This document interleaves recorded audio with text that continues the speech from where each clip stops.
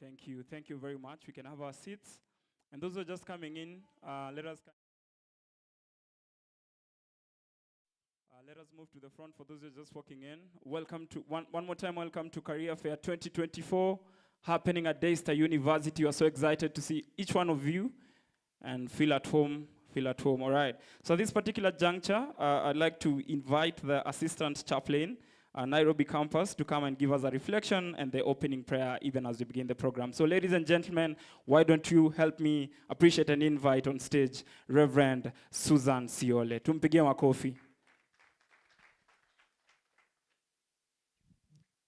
Thank you. Good morning, all. Praise God. Indeed, it is a wonderful day that we need to praise the Lord because He has gathered us here with a good purpose, and therefore let's expect highly to receive that which God has prepared for us. We just want to have a short time and of devotion, and as we get to see or look at the Word of God, we also have in mind that this has been our career fair week, and we shall be getting updates and feedbacks on various areas on what has been happening. But I believe that good things have been happening. And as we were opening this career week, we did look at God's perspective for work. And like a good teacher, because I am a trained teacher, I know that repetition is good because you get to see the point that you're bringing across emphasized. And therefore, I just want to emphasize what we began with, even as we wind up this career fair week. And we were just looking at God's perspective of work. And we did look at Genesis chapter 1. In the beginning, God was at work. And anything He did, He looked back and said, it is good. And therefore, we see God setting an example for us that any work we do should bring fulfillment in our lives. We should be fulfilled in all that we do. And therefore, we get to see how then can we get fulfillment from what we do. The Word of God in the letter of Paul to the church in Colossus, that is Colossians chapter 3, and I'll read verse 23 and 24 from the New Living Translation. And I will read verse 23. Work willingly at whatever you do, as though you are working for the Lord rather than for people. Verse 24 continues, remember that the Lord will give an inheritance as your reward, and that the master you are serving is Christ. Now, this is a very powerful word for believers and for those who are Christians, that our careers should not be just an end unto themselves, but whatever we do it not for our masters, not for our employers, not for anyone that you're seeking to please, but we do whatever we do as unto the Lord rather than for people, because there is a reward when you do that. And the reward is that you get fulfillment in what you do. It doesn't matter what you are doing, but even if you've been called to sweep the streets of Nairobi, then work at it as unto the Lord, and there will be great joy and fulfillment in that work. Because verse 24 tells us that, remember that the Lord will give an inheritance as your reward, and that the master you're serving is Christ. So when we are serving the one who owns all that is in the earth, all that is created, then we know that we have a very rich reward, a very rich heritage. And therefore, our careers should be a means to serve the Lord and our fellow men. And therefore, as we do that, we shall be able to live out the original ideal of the professionals. And the original ideal from God's perspective and from the beginning is to serve rather than to be served. And I said the other day here that here at Daystar, we are big on serving, and we look to producing servant leadership. And therefore, we endeavor to serve rather than to be served. And my prayer this morning is that whether you're seeking to align yourself to a certain career as a student, or whether you are employing or recruiting, let's all have this mindset that was in Christ Jesus, the mindset to serve rather than to be served. And also, we have a perspective of our careers where we do not see it as a means to an end or just a means to get more money, more fame, that is prestige, but to value the work itself as service. We value our work as service. Service to God and service to fellow men. Then we will find genuine fulfillment in what we do. May we pray. Almighty God, this morning we are before you with thanksgiving in our hearts for gathering us this morning in this hall and in this campus, oh God. We thank you because you do not gather your people in vain, but you have good things for each one of us, oh God. Whether we are seeking to employ or seeking to be employed or seeking to be aligned to the careers that go with what we have been trained for, we are here, Lord, expecting from you, and we desire that you fulfill, or you come and fulfill the desires of our hearts, oh God, as we are gathered here. We thank you for the past week and every accomplishment that has been made in every area for our students and for those that have been seeking guidance and counsel from our HR professionals and from our school of placement, oh God. We want to thank you because in all things, you will accomplish all for your glory and for your honor. We want to thank you for this Daystar University, even for granting us favor to host this Career Fair Week. In all that we'll continue to do today, oh God, we ask that your peace and presence continue to be with us, and that your plan and purpose, oh God, for this week and for each one of us and for our university, for our staff, and even for our students, prevail in the name of Jesus Christ. Be exalted, O God, in our hearts and in our lives, and even in this event. For this is our humble prayer in Jesus' name. And we all say, amen. God bless you so much. Thank you very much. Let us appreciate Reverend Susan one more time. Thank you very much for the amazing reflection and for the opening prayer. We really, really appreciate you for that. All right, so we're up for a good start. We want to go right into the program. But I want you, before we do that, look at the person you're seated next to and tell them it's good to see you here. It's good to see you here. It's good to see you here. Make sure you are smiling. You can tell them it's good to see you here. Na umekasirika. It's good to see you. Okay, on the other side, it's good to see you here. It's good to see you here. Fantastic, fantastic. All right. So we have so much lined up for you today, and thank you to all our partners who've come on board. We really appreciate you for that, and we're going to have a session for all of you to get to say something, so we really appreciate and honor each one of you, all right? And in this particular juncture, I'd like to invite Mwenye Huku, the principal Nairobi campus, to come and officially welcome us to Daystar University. So ladies and gentlemen, with a round of applause, help me appreciate and invite Professor Michael Bowen.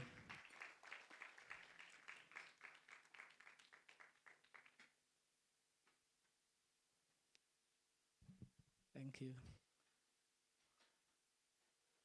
Can we give a clap to Joel? He's doing a great work, and good to see all of us here. My job is very simple, just to welcome us. Would like to acknowledge our chief guest, Dr. Caroline Wanjiru, that is here with us, and all our other invited guests. I don't have the full list, but you will be acknowledged as time goes. But I would just like to welcome us on behalf of the Vice Chancellor, Daystar University, Professor Laban Nairo. The DVC academics has also sent our greetings. There is a Senate meeting that is going on, and some of us actually had to come out just to make sure that we invite our guests. So basically on behalf of the University Management Board, University Senate, we want to welcome all of you. And I want to acknowledge my students, our students. We want to appreciate our chief guest and our guests. These students, they're actually in between classes. Part of the reason actually why we delayed a bit is because we are waiting for them to finish a class. And in fact, some of them are supposed to be in another class. But we've asked the lecturers to allow them to come, and they have graciously accepted. And so we want to appreciate all our students. Can we give a clap to our students? Thank you very much. Clap for yourselves. You know you are the majority. Yeah? So when we say we clap for our students, we are actually saying you need to clap for yourself. Thank you very much for coming. I think probably just to appreciate Education Collaborative as well. I don't know whether Fred Rotich is here, or anybody from Education Collaborative, who are the main sponsors of this event. We would like to appreciate Education Collaborative even for the great work that they have done. And of course also to appreciate the chaplaincy, Reverend Susan, thank you for the word. For our guests, this is Daystar. We believe that God needs to be in everything, even in class. I teach research methods, and the first class that I teach, we ask, what does God say about research? And we have to find it in the Bible. If it is not in the Bible, we don't teach. So maybe an assignment. Does God say anything about research? Does God say anything about careers? So those are some of the things, and I think Reverend Siole has tried to give us a few hints in terms of what God says about this. But let me add one more, because my job really will be very simple. Our chief guest is pressed for time, so she will be coming in immediately after this, but then after that, the program will go on. So Ecclesiastes 9:10, it says, whatever your hand finds to do, do it with all your might. And there is a second part that is not very interesting. You know, that one looks good. I don't think we can quarrel with the first one. But the second part says, for in the grave where you are going, there is neither working, nor planning, nor knowledge, nor wisdom. That's a bit sad, but it was not intended. They say pun intended, pun not intended. So whatever this is the wisdom of the Bible, that whatever your hands find to do, do it with all your might. Now, where am I coming from? Sometimes as young people, we have our passions, you know, we have that which we think is our talent, is our gifting. But here, the wisdom of the Bible is that before you get into that realm of the talent and the gifting, whatever you find at that point, do it with all your might. I will briefly give my own example. When I was invited to join college, I was to become a teacher. So I'd been invited to become a teacher at Egerton University. Then when I got there, you know, I didn't like what I saw with teachers. I thought teachers were not very successful people. I said, who will become a teacher? Not me. I changed my career. So I moved from being a teacher to an agricultural economist. But to cut a long story short, where am I? I am a teacher. And I'm enjoying it. I'm really enjoying it. So that's how God sometimes works. This is just to give us wisdom. So sometimes, and it's okay, you can see like me, you young, our students, you might be called to do something and you don't like, and it's okay. God did not beat me up and say, I want you to be a teacher. But he allowed me to detour, but in his own love, in his own ways, he actually brought me back into where he knew I would be the happiest. For our guests and my students, there's a course I teach called Research Methods. I can teach the whole day, the whole night. Even if you wake me at midnight and say, can you teach on this topic? I will teach without any notes, you know. So that tells you, and I just wanted to encourage us that God has a plan for each one of you. And just like the way he had a plan for me. And that's why we bring this career fair. We bring different diverse professionals to be able to talk to us so that we are well prepared. I can tell you, I don't think I had anything like this in my undergraduate program. For those of us that are doing diploma, I didn't get any help like this that you people are having. And therefore, I appreciate that you people have come. Now, something else, I know we have talents, and some of us, you know, say, I want my son, when he was in primary school, in high school, he thought he would be a serious footballer. And he said, Dad, I want you to take me to a football academy. He didn't even want to continue with his studies. So I kept pushing him. I told him, yes, that's okay. You should become a footballer. And I told him, the only thing that I'll not do, let me not take you to a football academy, but every weekend you want to go for a football match, I'll sponsor you. Now, some of us say we are musicians, you know, and that's okay. Actually, a while back, there's somebody called Dr. J.J. Masiga for the old generation. I'm sure you'd remember him. He was a doctor at Kenyatta National Hospital, but he was one of the best footballers in this country. What am I saying? You can actually do both. Remember, football in Kenya may not put food on the table. Yeah? So we need to be pragmatic. That's why I read that verse that says, whatever your hands finds to do, do it with all your heart, with all your might. So football might not put food on the table. Some of us may be basketballers.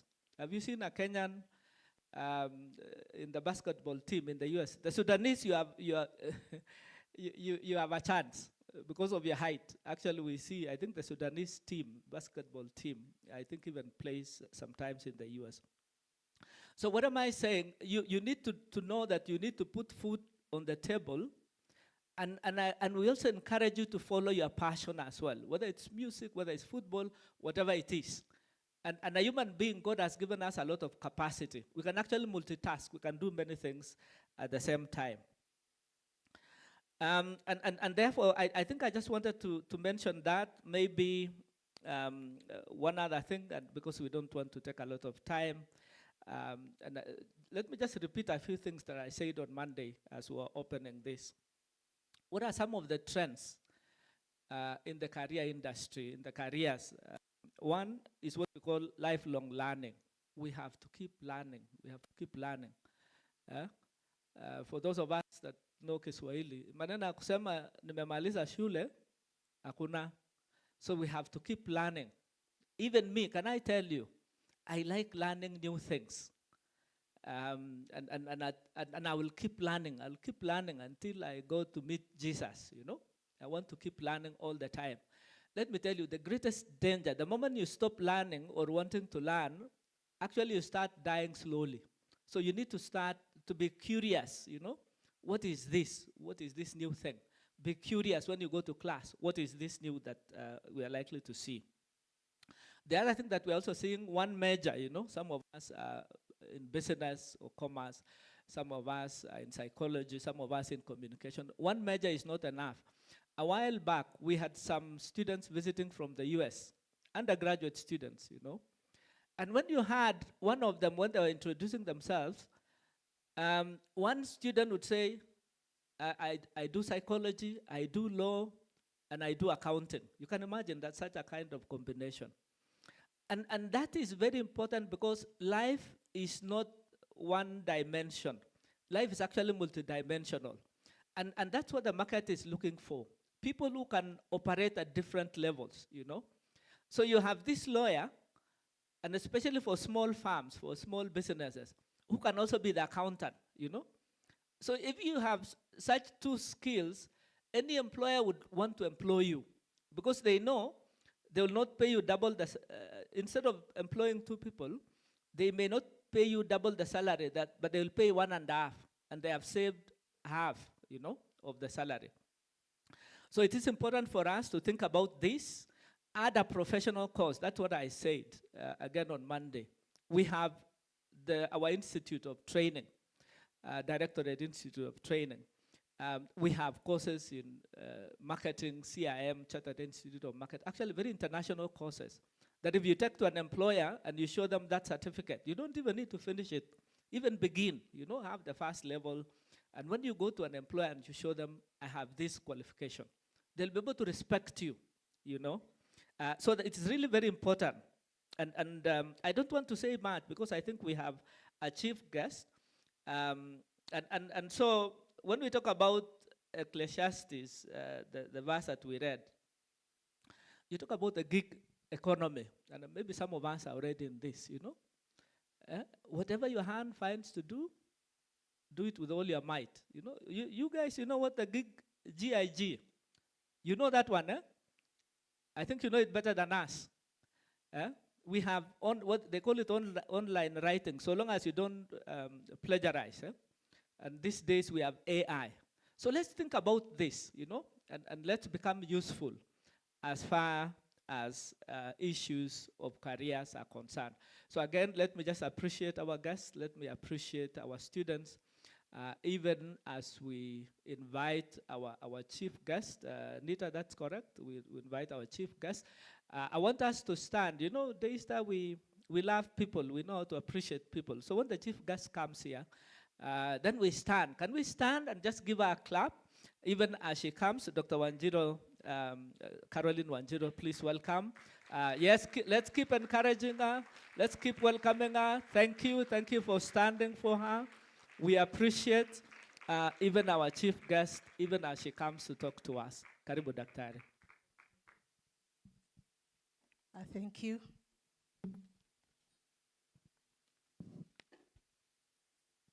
Thank you. That's Professor Michael Bowen for those welcoming remarks. My name, as you have heard, is Dr. Wanjiro Kariuki. I'm representing the chief guest, Mr. Shadrach Mwadime, who is the Principal Secretary for the State Department for Labor and Skills Development. So I'll start by saying, distinguished guests, ladies and gentlemen, good morning. I'm delighted to join you during this career fair and recruitment drive organized by Daystar University. And I note that the event has brought together students and also recruiters, employers, industry, so that you can share career information, which is very commendable.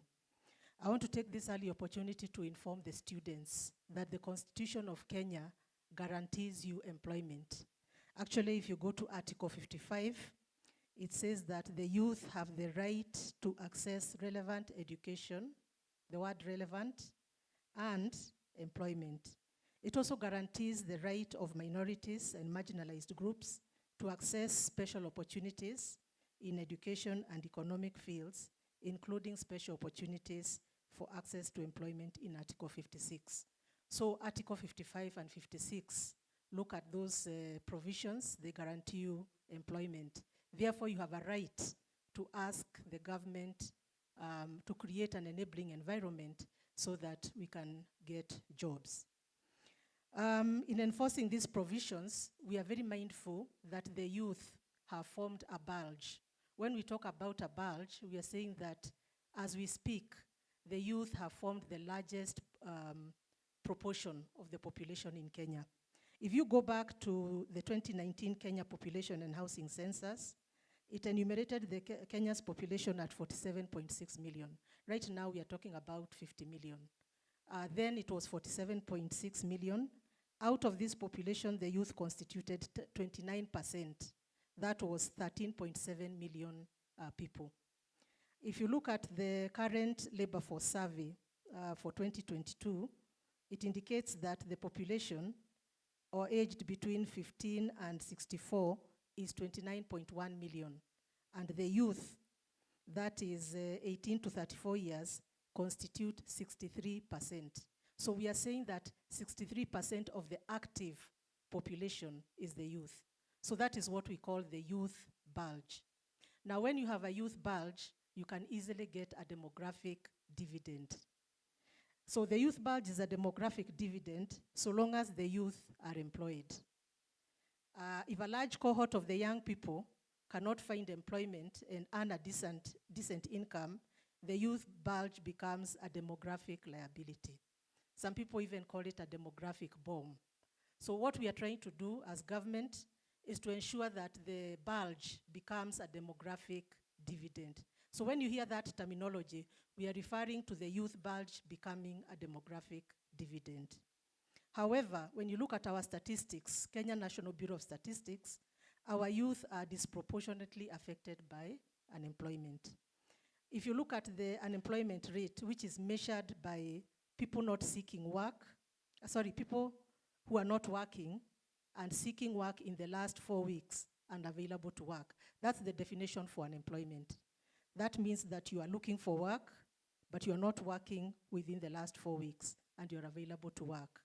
If we go by that definition, the unemployment in Kenya is 4.9%, meaning that we have 960,000 people who are unemployed in Kenya. That is by the strict definition of unemployment. Now, when you look at the age group of 20 to 24 years, you find that within those unemployed people, we have the highest proportion of unemployed, being those between 20 and 24, at 15.6%, meaning we have about 424,474 youth between age 20 and 24 who are not employed. If we combine the youth between 20 and 34 years, you find that 24% of the youth are unemployed, meaning that we have 700,000 youth between 20 and 34 years who are unemployed. So that means we have a challenge in converting the youth bulge into a demographic dividend. Now, the consequences of youth unemployment are very serious. As you recently witnessed, we had the unrest that was led by the young people, popularly known as Generation Z or Gen Z. And I think you saw them when they said, "Wataanguka na sisi." But we have decided that as a government, we are going to respond positively. And the question we are asking ourselves, shall we harness the ideas of the youth and transform them so that they shape their lives for the better? And the answer is yes. Our young people have made that clear to us. If you look at scripture, Joel 2:28, it says, "Your old men shall dream dreams, and your young men shall see visions." So what are we saying? Our young people are visionary. So during these times, the youth have the visionary spirit that must be celebrated, and therefore we must move towards empowering the youth. So what has the government done? The government has created the State Department for Labor and Skills Development to promote decent work, skills development, and sustainable job creation. In discharging this mandate, the State Department has put in measures to establish and maintain a strong linkage between industry and education and training. I think you have heard of the skills mismatch when we say that education and training is not creating skills for the labor market. This is what we call the skills disconnect. And what we have been doing as a department is to ensure that education and training is speaking to industry. We have done quite a number of things, developing policies and so forth, committees, so that education and training can develop programs that are speaking to what the labor market wants. Towards this endeavor, our department has developed the national policy on career guidance in Kenya. If you want to access this policy, please go to the website of the Ministry of Labor. It is there. This policy is actually promoting lifelong learning, which your principal has just talked about, sustained employability and social equity by enhancing access, equity, quality, and relevant career guidance, so that we can ensure that our young people are getting career education, career counseling, and career information.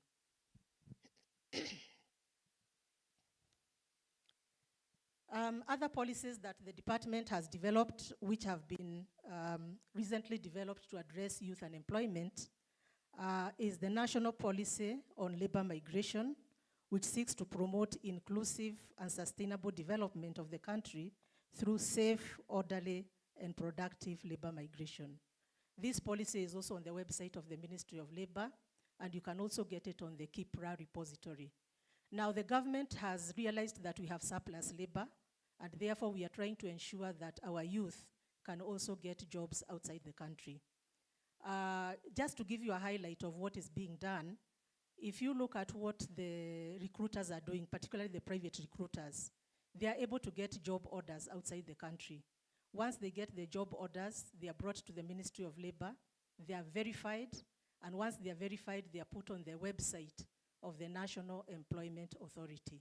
So if you go to the National Employment Authority website, you will find verified jobs outside Kenya that are there, and therefore you can apply for them with confidence that these jobs have been verified.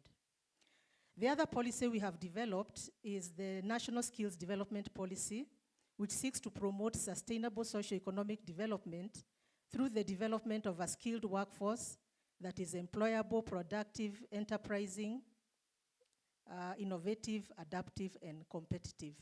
This policy is a game changer because it addresses the skills mismatch. It looks at why is Kenya experiencing a disconnect between supply and demand. Why is education and training developing skills that are not linked to the labor market? So this policy addresses all the issues. Again, if you want to look at this policy, it's on the Ministry of Labor website and also on the KIPRA repository. The other policy we have developed and about to launch is the National Policy on Linking Industry to Education, Training, and Research.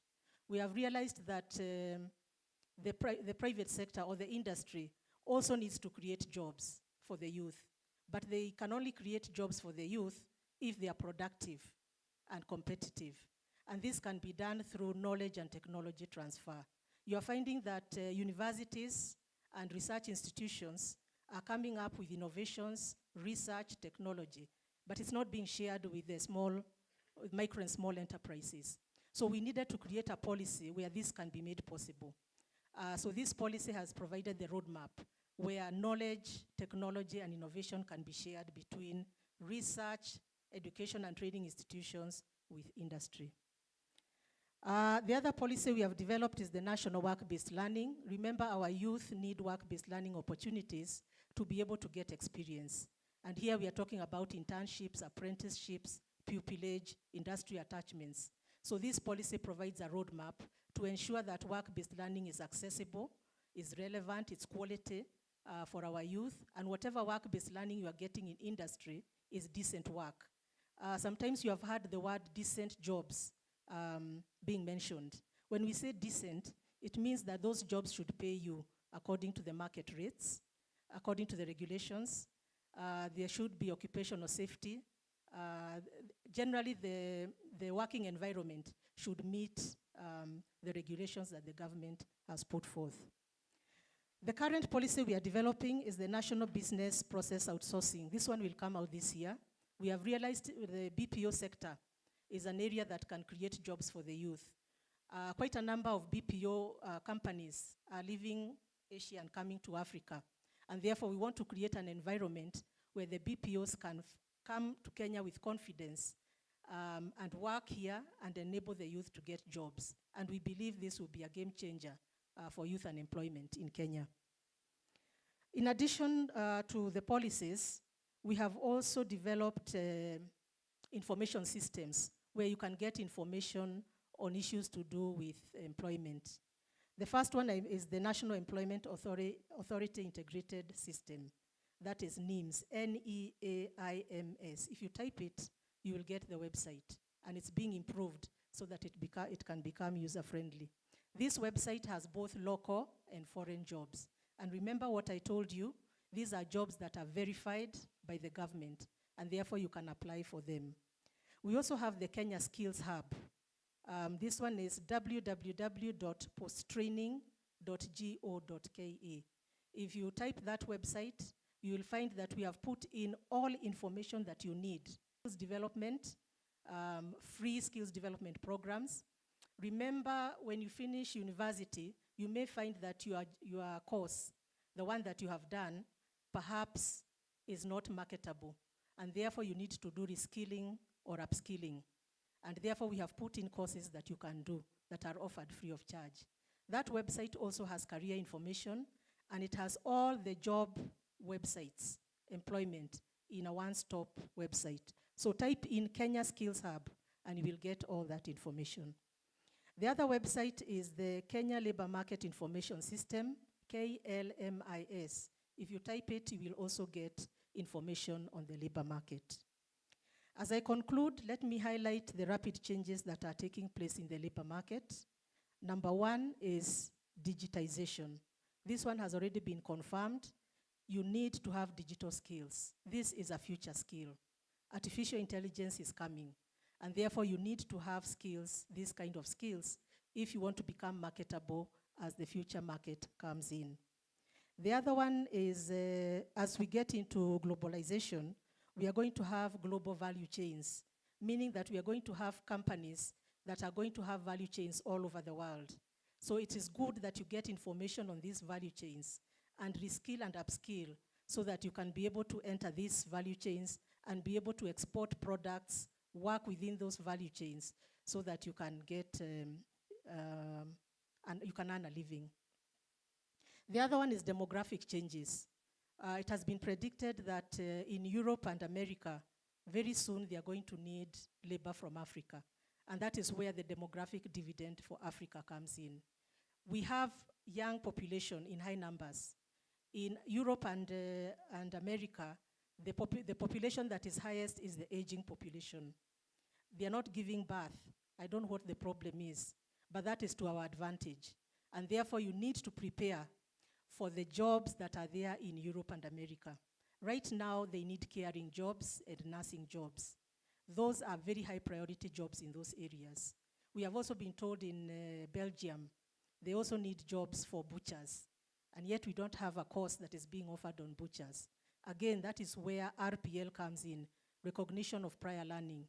If you have a skill that you have acquired, not within the education and training system, you can go to National Industrial Training Authority, and they are here, they'll talk about it, and get your skills recognized. So you have an opportunity to recognize your skills. Then the last one is the green transition. The green transition is a future skill. So if you find that you are not employed, please go into climatic change, green transition, anything to do with that area so that you can get jobs. It has already been identified as a future skill. We are also developing a strategy that is going to help the country to move forward in that direction. So before I conclude, I wanted to mention just one thing I would request the Office of Career Services to do is to create job search clubs, particularly for the graduates who are leaving and the alumni. Some of them have already formed WhatsApp groups to look for work. Convert them into job search clubs and get job search facilitators so that you work within groups and small networks to help each other get jobs. The job search club is a good practice. It has already been implemented in Egypt. They are doing very well with it. And in Kenya, we also want to start it with the universities and also with the National Employment Authority. And finally, I wanted to encourage you as you move out into the labor market, remember reskilling, upskilling, multi-skilling. Get as many skills as you can, and also get portable skilling. This is a skill that you can use anywhere, particularly digital skills. A skill that you can use in any place, so that once you go for an interview, you have so many skills that you are likely to get a job. And also foreign languages. We have many jobs right now We have just signed a bilateral agreement with Germany for nurses. So again, if you can get the German language, Arabic, you can look for the jobs that are quite marketable. I would also encourage Daystar to start offering foreign languages alongside other courses, so that when you leave the university, you have not just English and Swahili. You also have an extra language that can help you work in a foreign country. So with those few remarks, let me take this opportunity to thank the management of the Daystar University for organizing this event. Thank you and God bless you.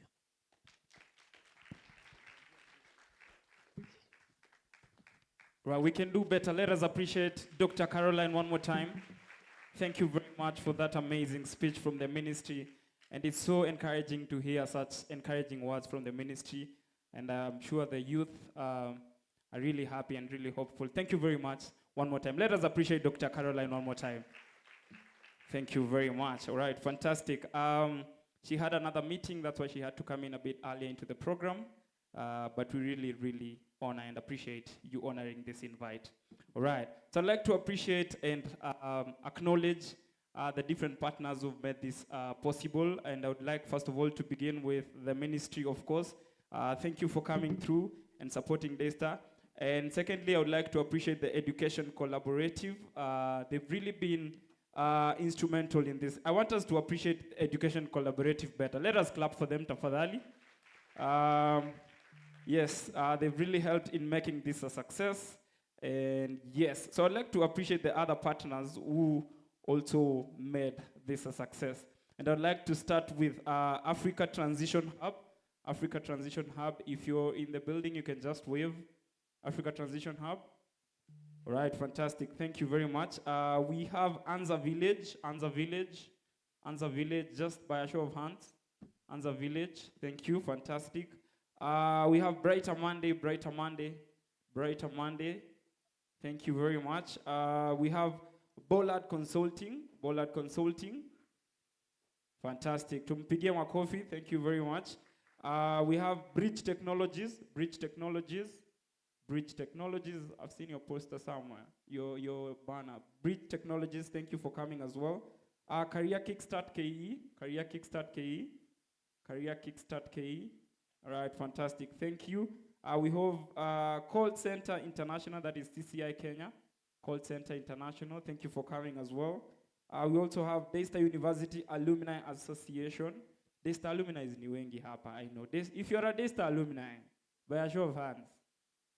Most of our partners are actually Daystar alumni. Thank you very much for coming and supporting the dream. I will also have Institute of Human Resource Management.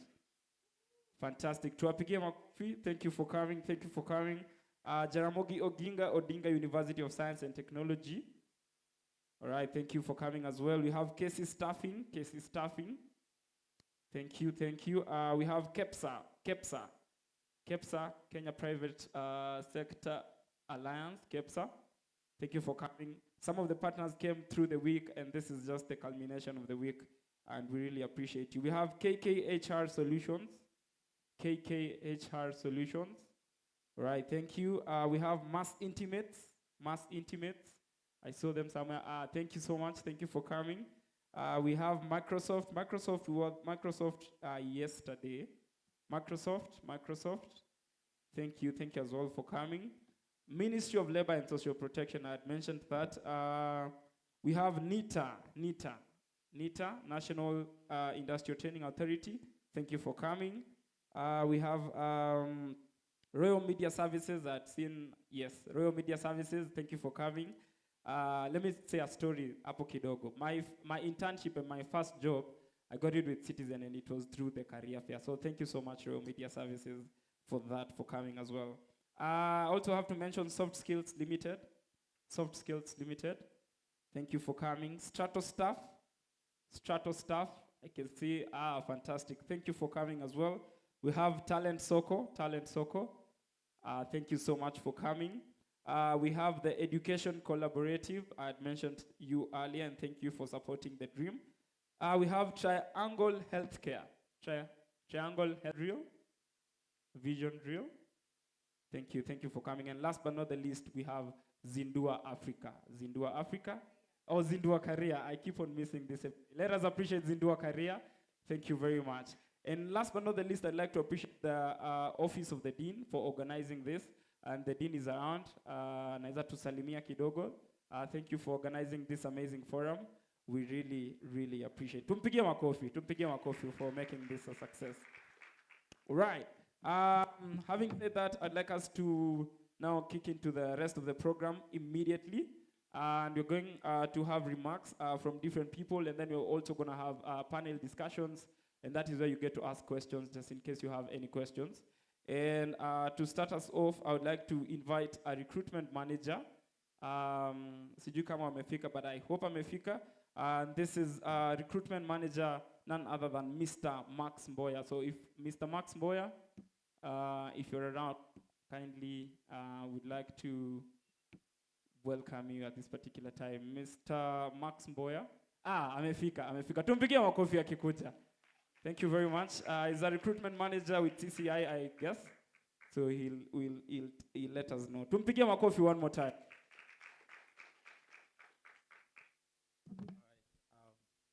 Just got in, so haven't warmed up.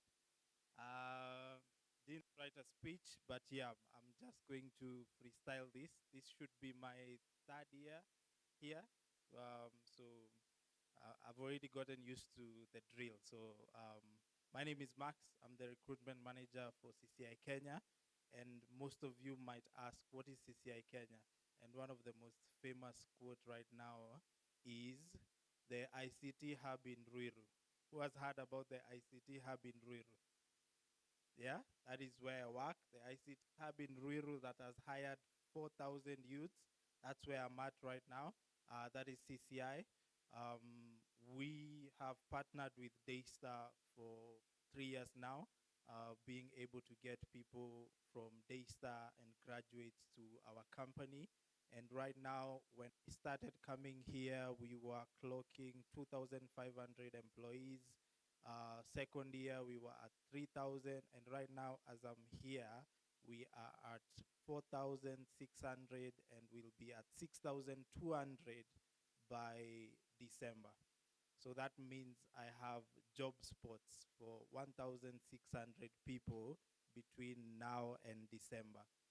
That shows how massive we are, and there was some communication of how big the BPO industry is growing in Kenya.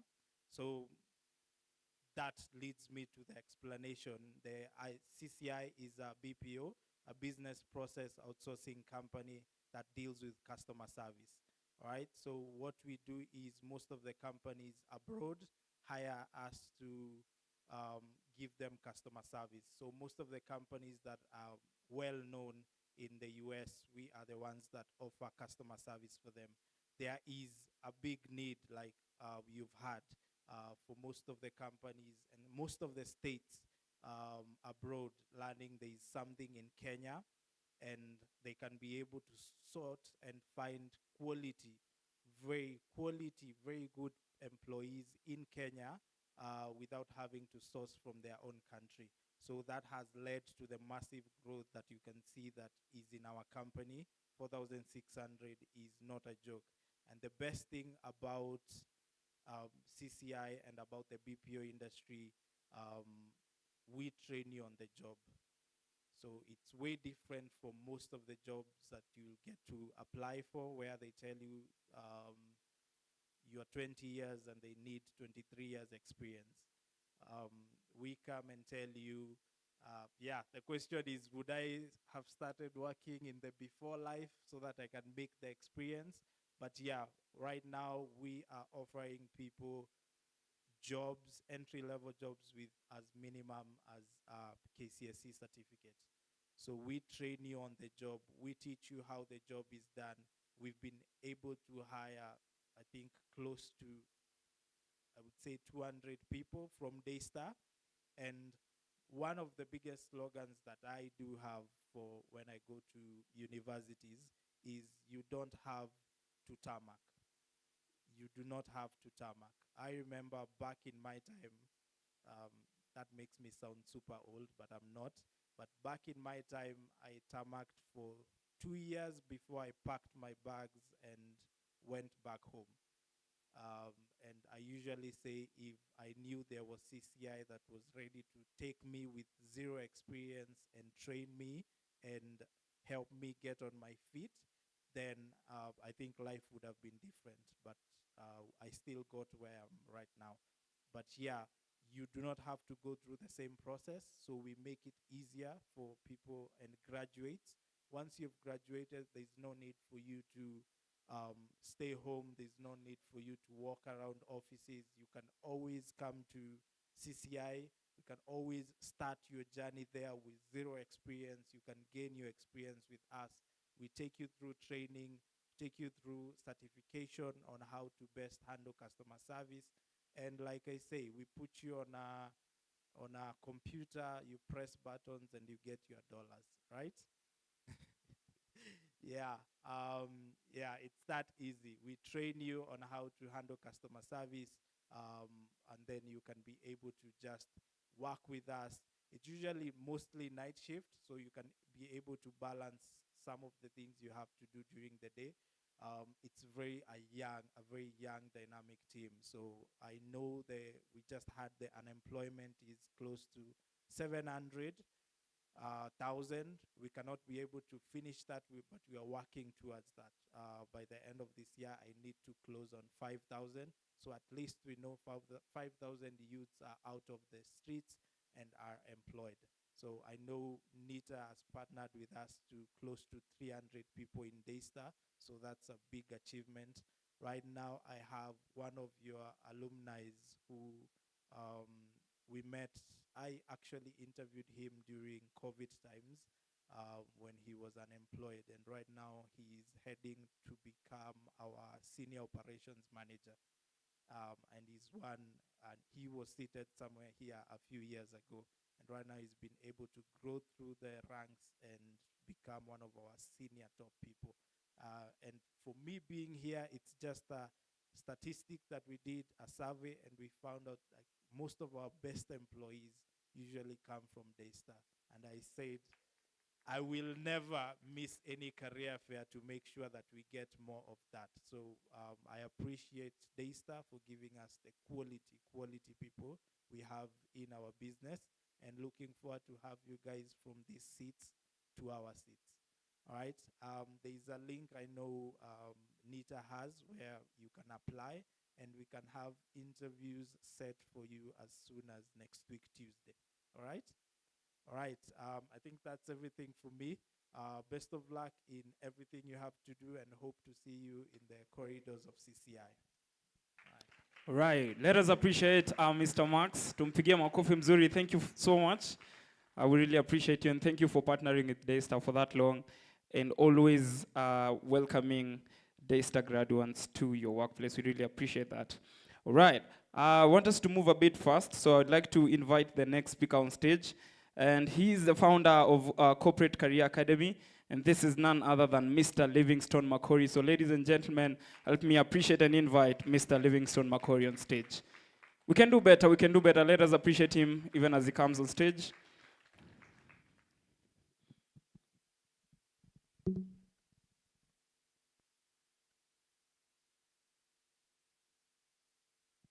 Thank you very much. Hello. I'm not Livingstone Makori. My name is Philip Pandey, the Executive Director, Corporate Career Academy. And Livingstone is also within the audience. He'll have a session at least within the program. So my responsibility is a simple one, to say what Living in terms of introducing CCA, but I want to say that we are not visitors at Daystar. Professor Kibowen, who is your principal here, is a close associate of the academy. NITA is a friend of the academy, and the Corporate Career Academy is a friend of Daystar University Basic Education institutions. We offer career guidance or career assessment support to both students in basic education institutions from CBC to help discern their paths, especially when we're talking about pathways. We help students choose courses and subjects and we help students choose careers and occupations from a scientific support on an AI tool and career guidance and analysis or assessment from our certified career analysts and our certified mentors. We've been doing this since 2014, and like your principal said here, such an event is unusual in many institutions even today. I've moved across East Africa where we work, and not many offices, not many learning institutions, for example, have established offices of career services, and I want you to appreciate Daystar for creating this for you. Please give your institution a round of applause, including the guests.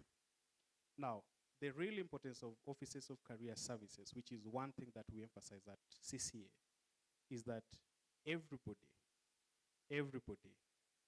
requires some support or level of support to design their path, their career path, regardless of whether you have clarity in the choice that you've made, and you'll bear with me that it's not just the principal that attempted to change their career paths at some point.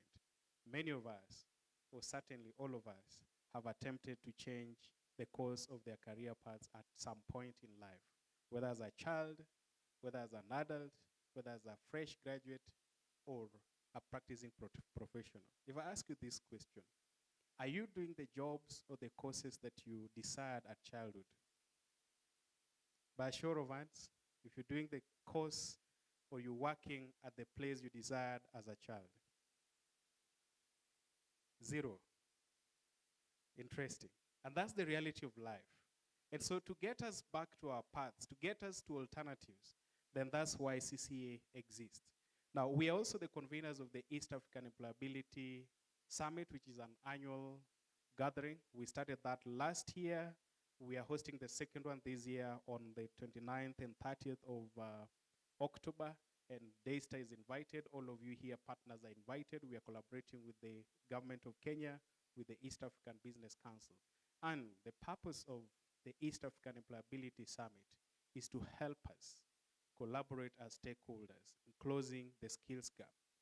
Because studies show us that despite going through learning institutions, even the most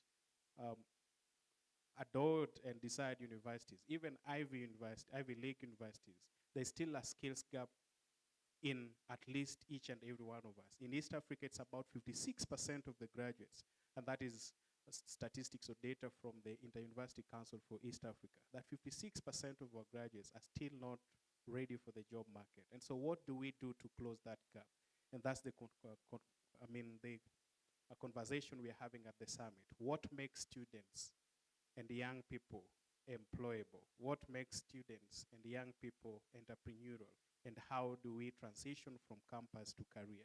Without much ado, I want to say that Daystar has been a partner and has been a beneficiary of some of the programs that we have. For example, this year alone, we've had an opportunity for about 20 of your students in a job shadowing program that we venture in with the Diamond Trust Bank, and courtesy of your Office of Placements and International Relations, NITA, we've always had students emerging from this university to take part in that course, in that program. And it's a paid program. You get a certificate, you get a recommendation letter, and you get to learn how the banking industry works. And it's not just at the bank. We have many other collaborations. We have many other activities that we do with Daystar.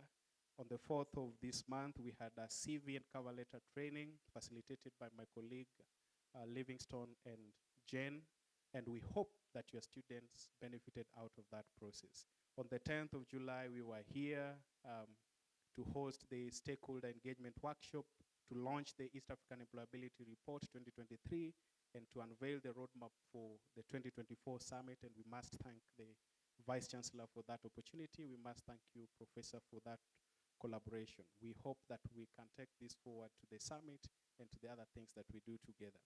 We have not just been here this year, we were here last year. Livingstone was speaking here at the career fair. We've been here several other times. Your VC is the recipient of our Vice Chancellor of the Year award last year. Please give him a round of applause in the absence. Your university is the recipient of our award on the most preferred learning institution. And please give a round of applause to yourselves. So the nominations are again out for this year's awards are closing on the midnight of Sunday 29th. We hope you nominate yourselves. Nita, I must mention, is the first runners-up in the category of Offices of Career or Director Career Services of the Year. She came second after the Catholic University, and that shows the consistency in the work that you do. You can't be that mean to Nita. Please give her a better round of applause. And so one thing that we learned from Daystar in the speech of Professor Labanairo last time as he received his award is that at Daystar, you over-communicate. And we know that that is a tradition for successful organizations. Over-communicate, over-emphasize what needs to be done and what makes the difference. And so we again invite you to partner with us. Livingstone will be here in one of the panels to take it to the next level in terms of what we are doing, what we are looking to do, and the difference that we are creating in the industry. I appreciate you. Thank you very much for the opportunity.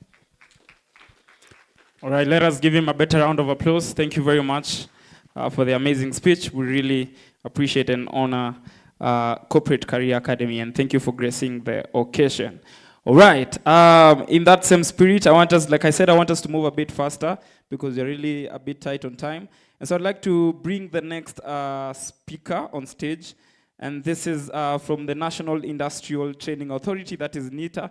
And this is none other than Miss Jane Kamau, who is the Director, Industrial Training and Skills Management. So ladies and gentlemen, help me invite and appreciate Miss Jane Kamau. Tumpigie makofi mzuri.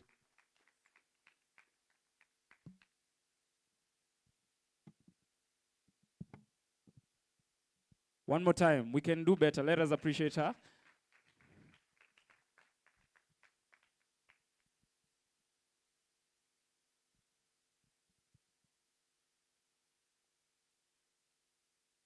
Good afternoon to you all. I am not Jane Kamau. I'm here representing Jane Kamau, who is the Director, Industrial Training and Skills Development at the National Industrial Training Authority. My name is Lucy Wambuku. I am in charge of Industrial Training and Development that has a focus on the implementation of the NITA programs.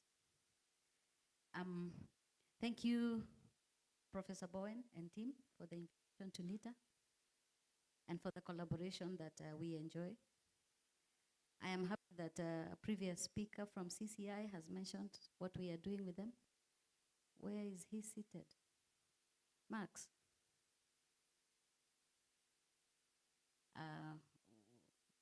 Wherever he is. Let me just speak to who we are as the National Industrial Training Authority.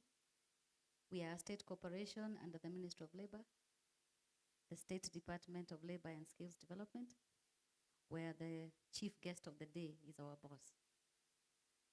We are established for the purpose of ensuring an adequate supply of skilled labor through regulation of persons training at the workplace.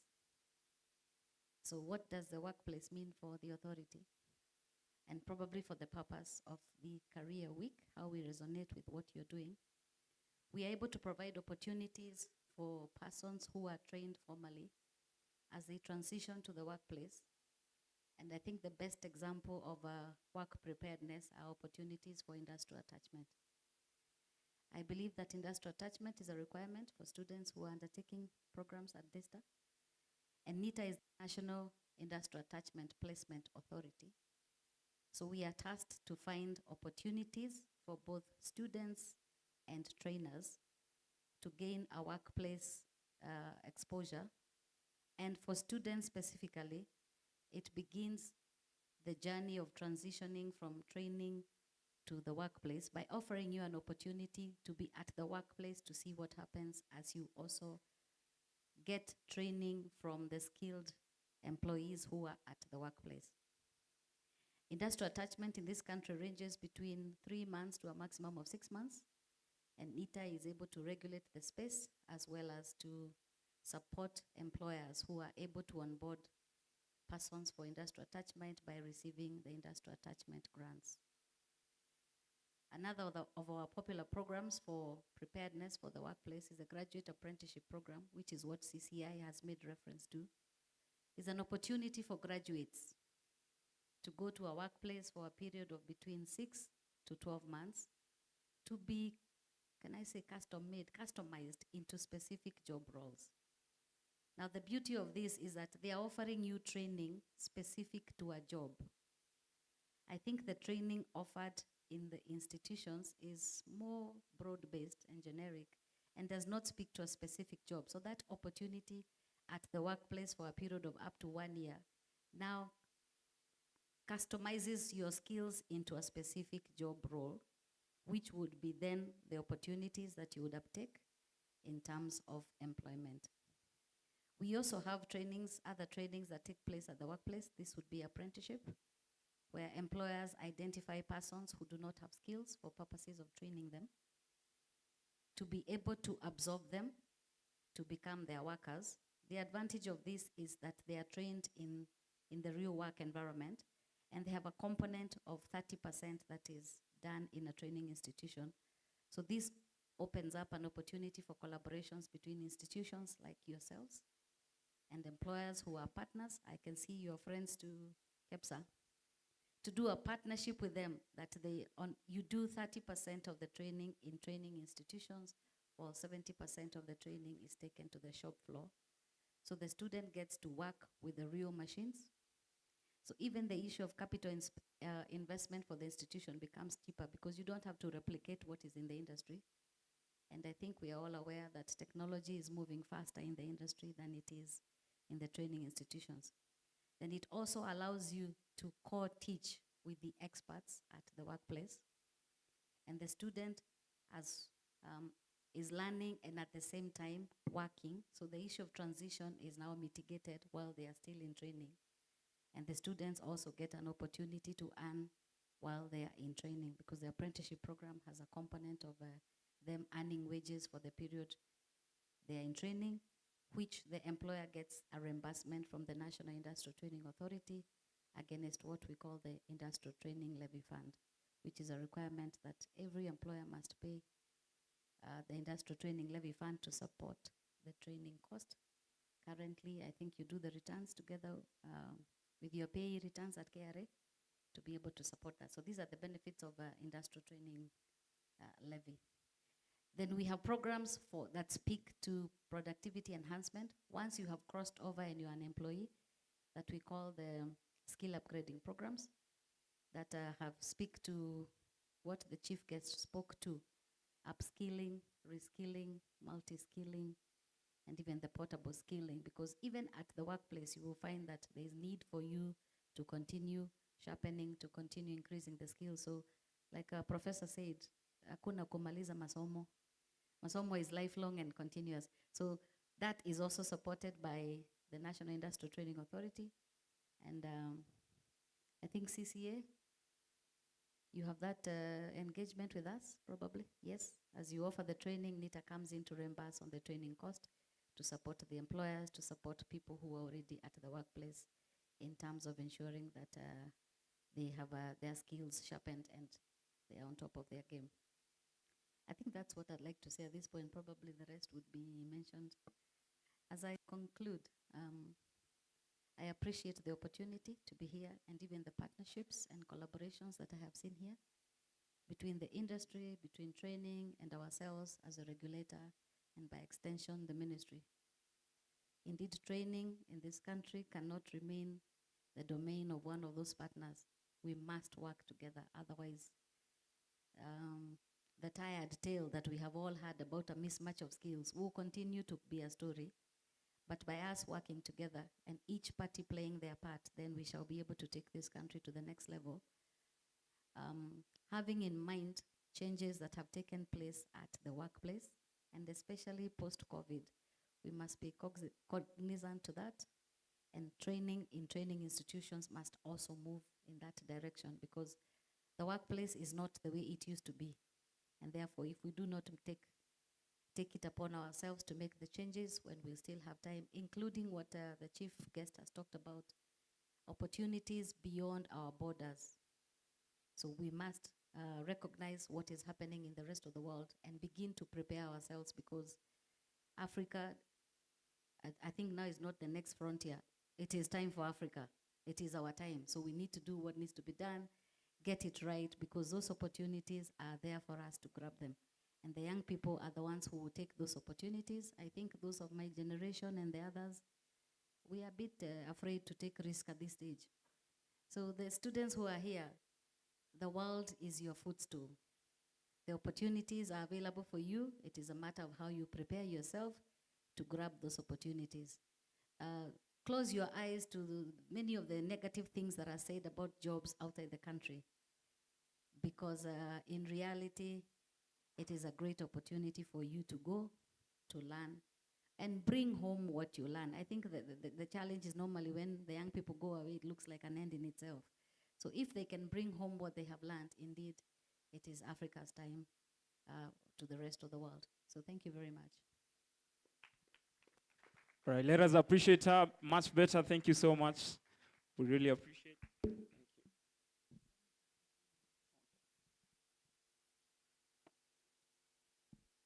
Thank you very much for coming. We really appreciate and honor your presence here. All right. All right. She mentioned something about generations. I would like to see the different generations we have in the building. If you're a Gen X, I start with boomers. We have boomers here. Okay. If you're a baby boomer, if you're a boomer, wako wapi? Who are those? Mmekataa kabisa, hao ni kina nani? Oh, the range. Hey. Okay. Ama nyinyi wote ni Gen Z. Okay, let's see. Gen X.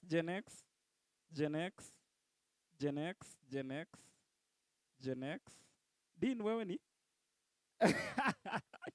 Nashangaa. Okay, sawa. Wacha tuone. Millennials. Okay. Dean, bado? Okay. Gen Z. If you're a Gen Z ndio wengi hapa. Dean, bado? Okay, basi. Alpha. All right. We shall be getting into that at some point as well. Thank you very much. All generations feel at home. We love you. Ama wewe ni Alpha, ama wewe ni Gen X, ama wewe ni Baby Boomer, we love you. All right. So at this particular juncture, I'd like to invite the next speaker on stage. And this is from the IHRMS. Man, I'm Kamba, so you might understand. Yes, H tunakuanga na kashida ya H. We say, how are you? Yes, so you might understand. But this is the Director of Communications, Partnerships and Collaborations. And this is none other than Miss Irene. Tumpigie makofi. Thank you very much. Irene Kimashia. You guys are mean with your claps. Eh? Can you clap for me? Yeah, that's better. If half of us were told to stand here, unachora map ya Africa, ya East Africa community, and you're not clapping for people who are bold enough to come here. With that said, good afternoon. My name is Irene Kimashia. I'm the Director of Communication, Partnership and Collaboration at the Institute of Human Resource Management. That is us, the black banner there. And allow me to first and foremost acknowledge members of IHRM who are in the room, because I know they have supported you. Simameni vizuri mpigiwe makofi. Kiuna, are you a member of IHRM? Bado nakuona, huh? Yeah? So please appreciate the ladies who have been supporting you for the week. Wapigieni makofi vizuri. Thank you. So thank you so much. IHRM is the Institute of Human Resource Management. We are a professional body of HR practitioners in Kenya, established under an act of parliament. At the moment, we have a membership of 19,500 members. and the people who stood our members. And for the last week, they have volunteered their time and expertise, which you will go to CCA and pay premium for, or Zindua Career, or Straddle staff, because all those are my members. You will pay premium, but they volunteered their time and expertise to just come and support you, share their knowledge, and just support you with your CV writing and preparing for the world of work. So thank you to the HR professionals for volunteering their time. This is could be the 4th time we are coming to Daystar as IHRM. As IHRM, we are very committed to enhancing employability in this country. And we work with almost everybody. We are accredited by NITA, we work with Daystar. Just this week alone, I was at KCA for another career fair. So that is part of my routine. So I will not die very soon, I'll be young, because I'm always with the young people all the time. On a personal note, I am happy to be back home. I'm a student of Daystar, even at the moment. I'm doing my master's, working on my paper. I've slightly missed the graduation. Something happened and I lost track a bit, but I will be in the next graduation. I studied here close to, close to 15 years ago.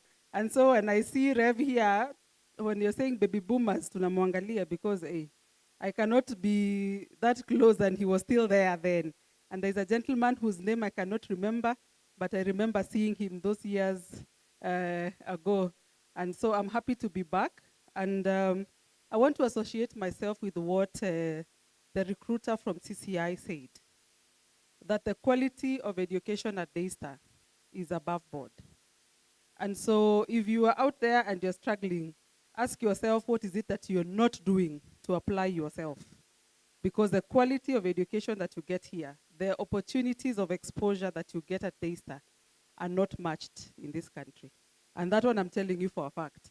I got such an opportunity through a session organized by the Communications Association in Athi River.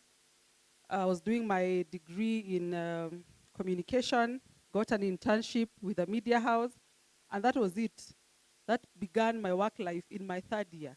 So these things are doable. We are here to encourage you and to challenge you that it is possible to transition successfully from school to the world of work.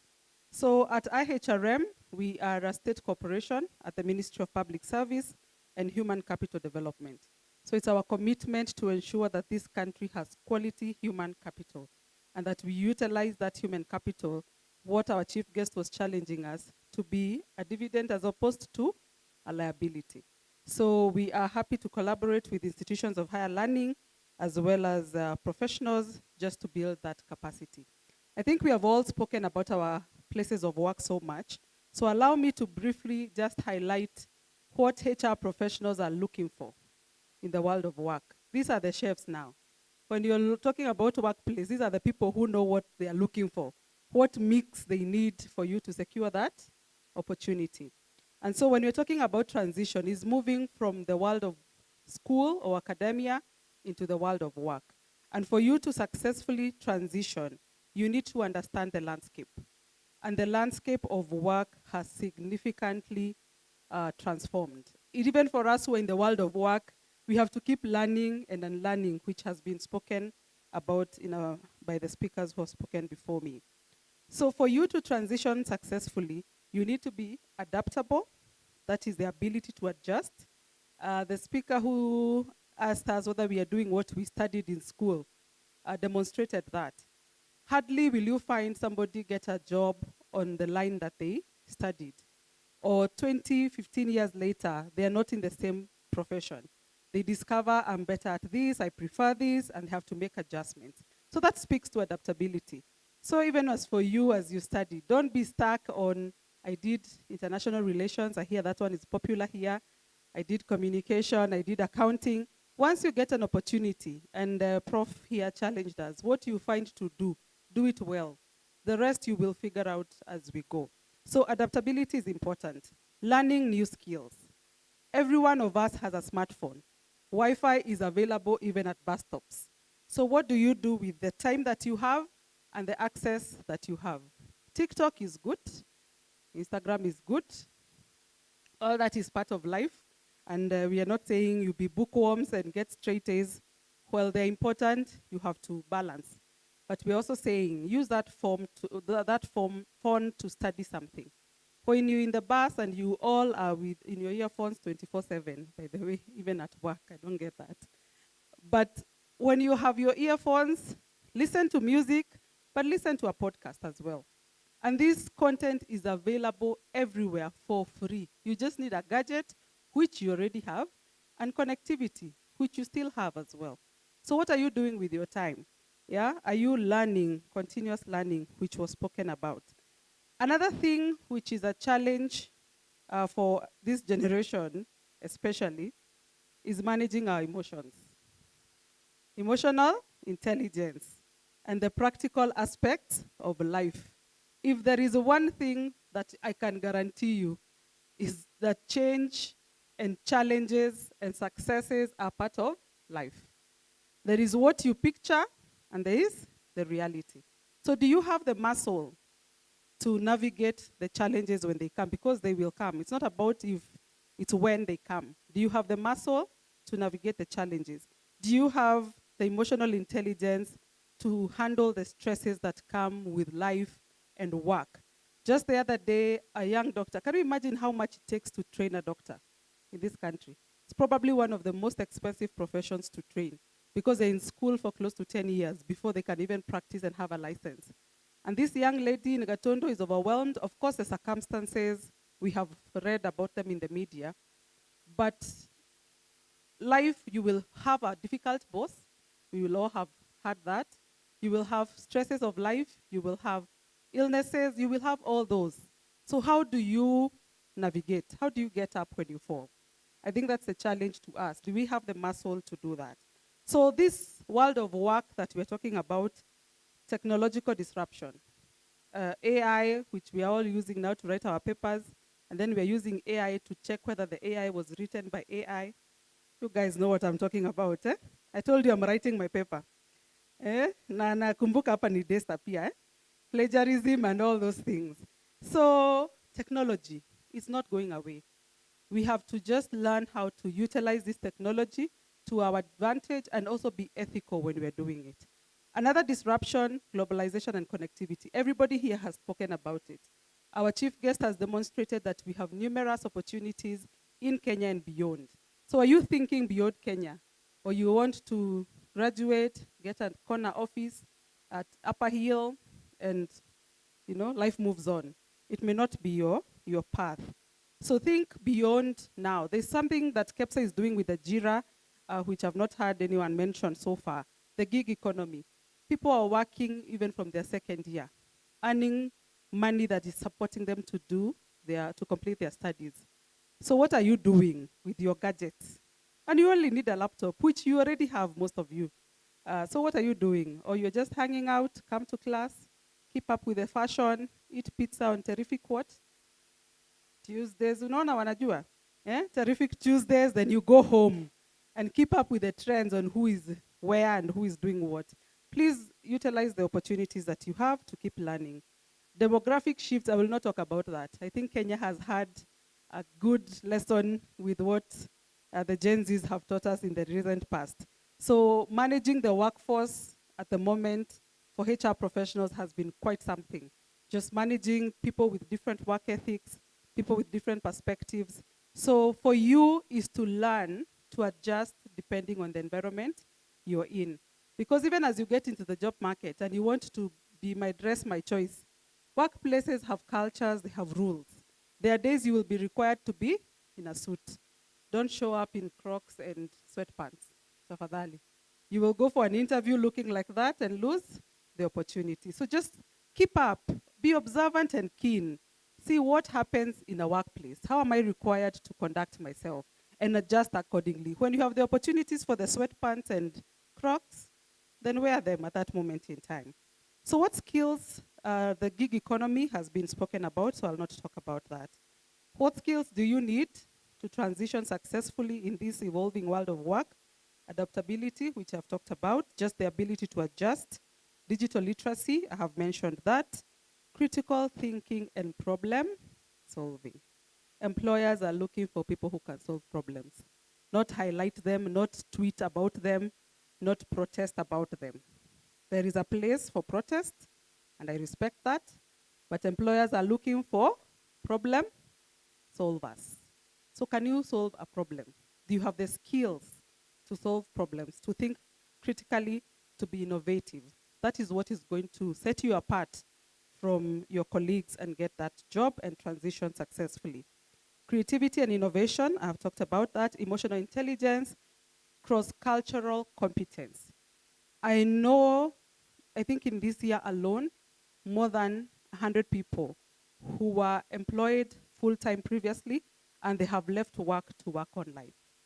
Just my next door neighbor is a lady, first-time mom, she's expectant, and so she planned to quit her job and work online so that when baby comes, she's available to work at home and still earn a living.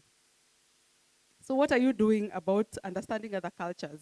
When the recruiter spoke about the work being at night, it's not because you can't work during the day, because you're working for Europe and America. And when we are sleeping is when they are awake. So do you understand these cultures and what that means? And how do you position yourself? If you're interviewing for an American company, in African culture, looking at Reverend Musimi in the eyes like this is disrespectful, or Professor Bowen, because that's our culture. You should be meek and not speak when your elders are speaking and all that. You go to Europe and America, if you're not looking me straight in the eye, you're hiding something. So do we understand the nuances of these cultures so that we prepare when we're interviewing for the different organizations? So I challenge us to embrace continuous learning, to develop strong communication and interpersonal skills. The unique thing about Daystar, which I will never forget, I speak about it everywhere I go, is INS. When you did INS in first year and Bible, you're thinking what's wrong with these people? They are making us do all these courses. My major is become, what is this INS? My friend, you get out there and that INS is what sets you apart. Integrated, what remind me the full name? Communication and integrated studies, communication and culture. Such that a graduate of Daystar will go out there and they know how to speak in front of people. They know how to, the relationship between cultures. We understand personalities. Those are things you will speak to adults who have been in the workplace for years. You ask them, what personality are you? And they look at you like, what are you talking about? So those are the things that may seem like they're not important now. Trust you me. Those are the things that will set you apart and make a lot of sense out there and help you navigate the world of work. Because the world of work is an environment, it's a culture. So you have to really learn how to communicate and engage. Building a positive brand. Hey, yeah, students. The internet does not forget. You post on Instagram and TikTok, half naked, and that photo will still be there, then you want to interview for that job. And these recruiters will tell you, they go to all those sites to check. Then now you want to show up putting on a different face. You may lose an opportunity just because of that. So maintain a positive personal brand across platforms. For you as a person, social media, LinkedIn, I'm sure you have had chances of people to talk to you about how to set up those platforms. I'll not get into that. But just make sure that how you want to be treated is how you're portraying yourself on those platforms. How you speak, how you engage, what you post, what you like, all these things. Now with the technology we have, recruiters at a button like this, they will screen all your pages and analyze you and all those things. So please, just maintain a positive brand. Integrity and ethical conduct. I know that's something we don't like to talk about in this country much. We put it on posters and say this is a corruption-free zone. But the majority of us are, you know me, I work for government. So let's uphold ethics. Because people at the end of the day know who you are and who you are not. And when it really matters, how you conduct yourself may deny you an opportunity or grant you an opportunity. And finally, adaptability and resilience. Having a growth mindset. I'm insisting on this because as young people, let me include myself there. As young people, we are lacking in resilience. Something small, we want to die, we quit our jobs, we send on WhatsApp, you will break up with your boyfriend, you do not come to work for a whole week or to school. And guys, life continues amidst all those things. So there's nothing wrong with asking for help. Don't get to a point where you feel like you're cornered and like you are alone when you would have asked for help, and something that seemed like a mountain for you is minimized and you're given a solution within minutes. So kindly ask for help. So allow me to leave it at that and wish you all the best. And thank you to the Daystar leadership for the support and collaboration that we continue to enjoy. Asante. All right, thank you very much. Let us appreciate her. Thank you so much for that amazing speech. Again, we really honor you for honoring our invite. Okay, all right. So before we continue, I'd like to make an announcement that there's lunch for everyone, okay? At the very end, there's lunch for everyone. That is where you clap, eh? Hapo ndio mnapiga makofi. There's lunch for everyone, so let's be patient. At the very end, we're going to have lunch for everyone. All right. So this the Education Collaborative East Africa Hub Communications and Administrative Coordinator, and this is none other than Mr. Fred Rotich, and I'd like us to appreciate him much better as he comes to Mpigie Makofi. They've been our biggest partners in this entire career week, so we really appreciate you. Na karibu sana. Thanks, Joe.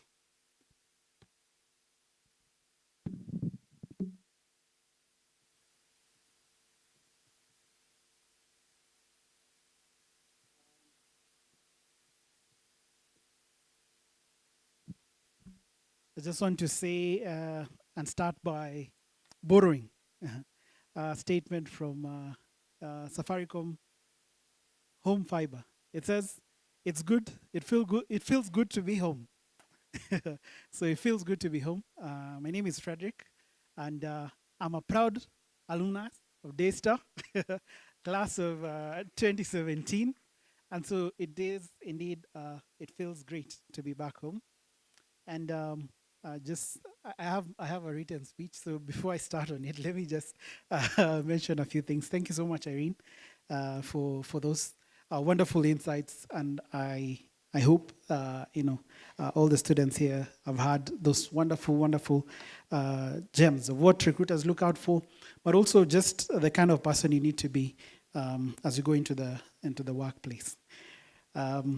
Again. Now, as I start officially, I'm having one moment.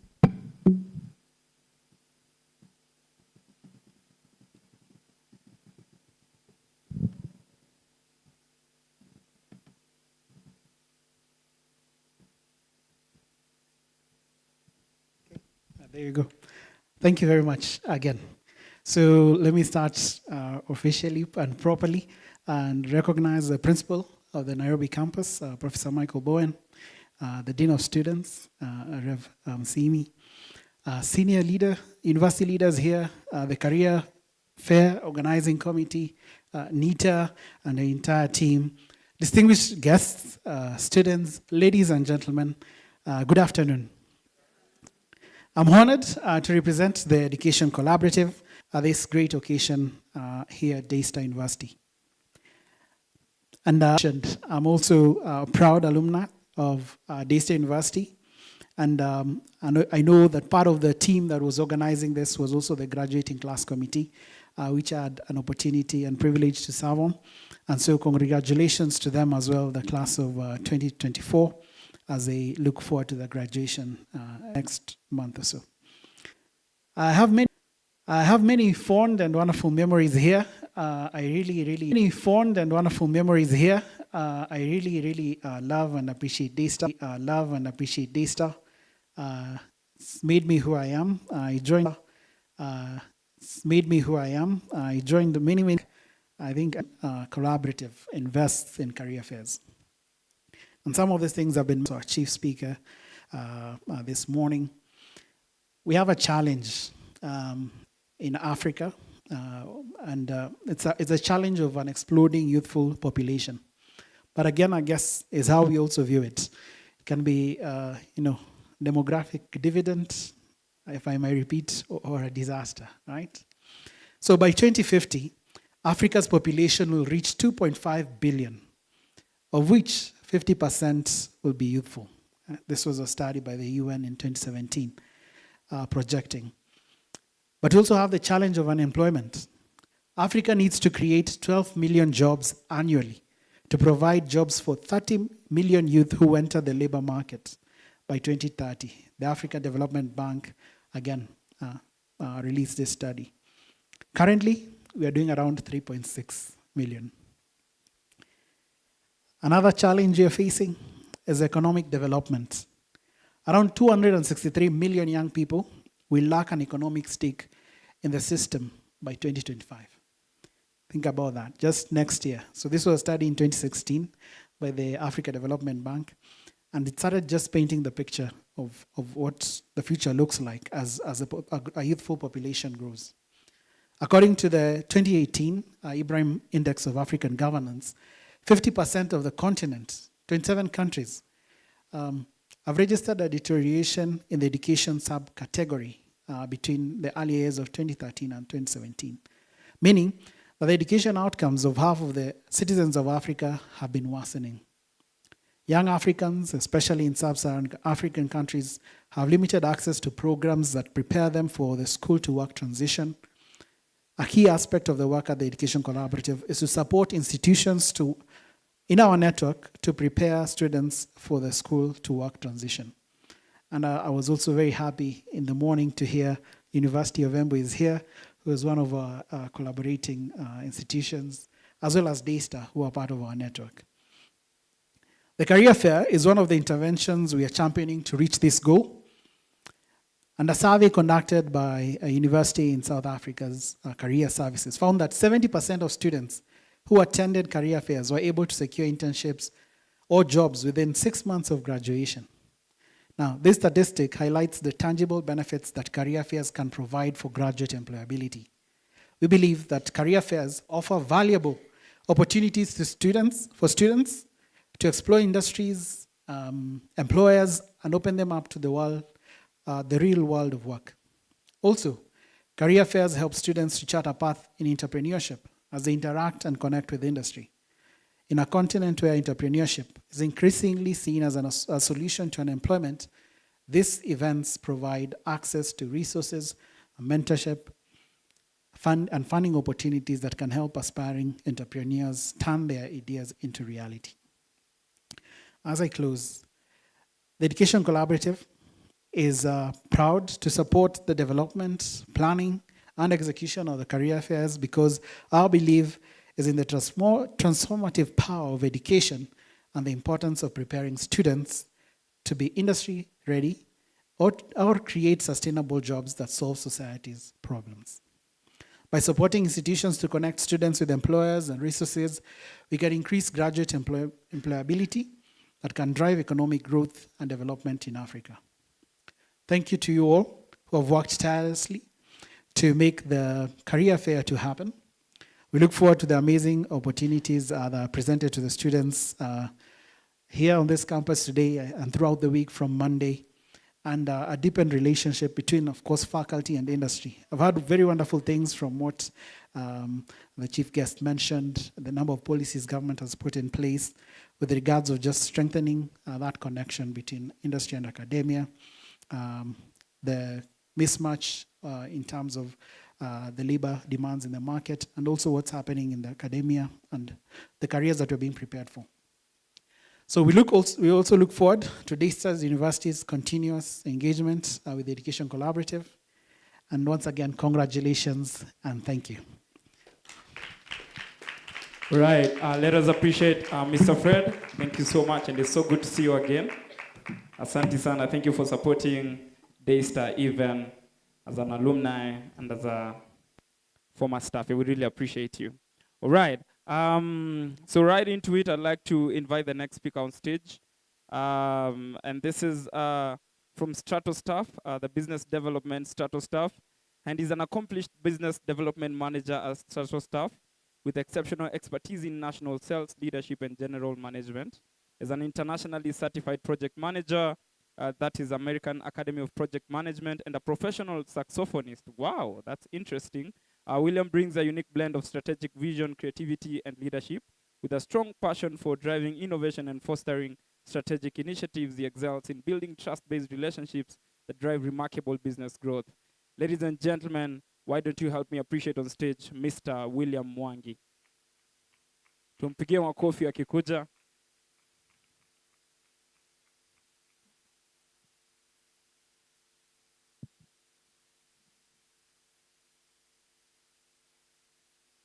One more time, a round of applause for Mr. William Mwangi. All right, thank you so much. Good afternoon. How are you doing? All right, it's quite a pleasure to 3 years now. This is my third year here to just present and just impact the lives of graduates. So today I've come with my colleagues. That is Brenda. She's the Gen Z in our place. She's a marketing officer. Then we have where is she? Yeah. She's they're also the marketing officer. Then we have, I think, Alice. Alice is the head of recruitment, and she's also an alumni of Daystar. Then the last one, we have Elizabeth, who is an IELTS teacher. So thank you so much. Will not take so much time. I'd like to have a brief introduction about Strato stuff. So we do executive recruitment as one of our services, and that is from the CEO to the board level. And then the next one is the service we do is called executive interim management. And this is especially when a company is going through a crisis or a transition. We do second executive leaders to drive change. Then we have staff outsourcing. We have been servicing, currently we have over 1,500 staff members across different industries that we manage on behalf of clients. And then, of course, we have HR managed services. And then one new service is called Graduate Management Program, which I think in the next 2 weeks, we'll be able to announce a program that we are doing for one of our clients, and that is to help them just to recruit for graduate trainees. So that you guys can just check up on our website, stratostaff.co.ke. We'll be able to announce that in the next 2 weeks. So I'll go straight to the presentation. Just next slide. All right. So when I was doing this presentation, I was asking myself, what are the top 10 skills that will be needed in the next 1 year? And I stumbled upon a research by the World Economic Forum. And those are the top 20 skills that across board, that is across industries, that are really needed come 2025. And I think, can you all be able to do that? All right, I'll just talk about them. So the first one is, maybe you can be able to zoom it a bit. The first one is analytical thinking and innovation. Yeah. Then the second one is active listening. There is complex problem solving. So I'll go on. Let me just go to the first about analytical thinking and innovation. That is one of the skills that is needed come 2025 based on the World Economic Forum research. And this is just the ability to assess complex information, be able to gather the trends and patterns, and be able to come with a solution. And this is one of the major skills that will be needed come 2025 across board, across the world. And these, of course, you have been able to hear about the data analytics, which is very important as a skill. The second one, just go to the next slide. The second slide, the next one. Yeah. So the other one is active learning and learning strategies. And of course, I've had some of our colleagues, Irene has spoken about being in a place to always, because technology is really going very fast. And we always have to keep up with the technology. And one of the things is active learning, always being in a place whereby you're always learning. And most of the time, this information is on the social media, is on the internet. And also we have short courses like the Coursera's, Udemy. which are very, very dismal amount of investment, that I would really encourage all of us to, from time to time, to be able to engage and be able to learn. And currently, actually, uh, there's there's a free course by ALX Africa with Mastercard Foundation, and it's called AI Essentials Career Essentials for AI, and it's a free course. And actually, currently I'm learning that, and the next cohort might be next month, maybe. So you can just check up on their site about that. Then the next skill that will be needed is complex problem solving. And with the more data, because with the technological advancement and more data coming in, there's there's that essence of having people who can be able to look at the data and be able to decipher what are the patterns and what are the complex problems that are coming from the data, and be able to solve them. So the next slide. There's a critical thinking and analysis, and this is the ability to assess situations critically, identify biases, and form sound judgment. That's one of the, I think it was mentioned, so I'll not dwell there. The next one is resilience, stress, tolerance, and flexibility. And with this, of course, we have been able to hear about mental health in the workplace. And since you are going to join the workplace, maybe this year or next year, or even some of us already here, learning on ways to balance your, of course, it's a cliche on a work balance. And that's why now you've had a professional saxophonist, and that's one of the ways that I do play on Thursdays at Glee Hotel, just to be able to cut on so much stress. And with that, meeting up with friends over the weekend, having a walk, can be able to relieve stress and be able to even catching up with your friends, which is it's a critical skill, because you would not want to be in a workplace where you are so burnt out and there are issues with your mental health. Another skill that is needed is creativity, originality, and initiative. And there's also a trend currently in the workplace whereby even there's some professionals that in companies that just recruit people who their work is just to think and being the think tank of a company, which is very important as a skill. And with this, creativity and originality comes in based on being able to research on the trends. For example, if you would want to be in the banking sector, what are the trends that are affecting currently in Europe, in America? Doing a lot of research can be able to help you, because this is one of the skills that is very, very essential in coming 2025. So the next one is leadership and social influence, and I think also Rain tackled that about how do you brand yourself on the social media, and this comes. I think last month we were recruiting for one of the senior roles in the company, on behalf of another client, and what came about, there was a specific candidate that was not taking in, though he was the best candidate. And one of the reasons that he was not taking in, it was because something she had posted 7 years ago on the socials. And that is one of the things that is the only thing that was able to, disqualify the candidate. And you see that how serious it is. And especially, they were venting out on the social media about one of the investors of that company. You see, so be very careful on what you post on social media, because it might end up eating you up. You might forget, but when you're doing background checks, we will find out. So leadership and social influence is very important. How do you put yourself out there in LinkedIn, which is very important as a social media platform for professionals? And maybe how many of us are on LinkedIn? Yeah, so for the ladies, look up, I think it's called Ladies Breakfast, Book Breakfast. Just check it out. And that's one of the places you can be able to network. I think there's an event on the 20th of October, and it's just for ladies professionals to meet together. And for the men, there's a book club that I'm part of. It's called Men's Book Breakfast. And normally every quarter, we're able to come as men from 15 countries to go through books every quarter. And for 6 weeks, and on the 6th week, we just meet in person. And that can really come in handy to help you to just network.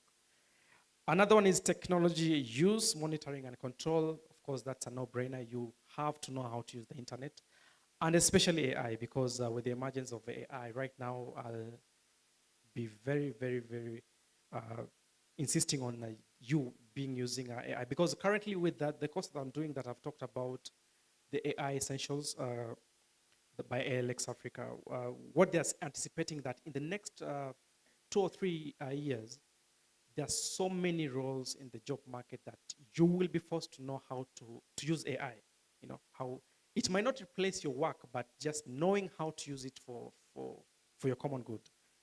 And then, of course, there's technological design and programming. That's where the coding comes in. And I've had friends who never went to a coding class. They just use YouTube, and they can be able, and those are the skills that they're currently using. So next slide. I'll go to, and I was thinking about what are the secrets have I gathered over time that just thinking about me being a fresh graduate, what are the things that I've learned over time for the 15 years I've been in the marketplace? So the first thing that I learned is the reality of networking, which is very, very important, especially since we're doing the executive recruitment. What happens is, like there's, what happened 2 weeks ago, my MD was recruiting for one of the head of sales in all the insurance companies. And what happened is by the time he had looked at the CV and the JD, he was very particular about a specific person that they want to give that job. So having that on a C-suite level network is very important, because you'll realize that most of these C-suite positions are never advertised outside there.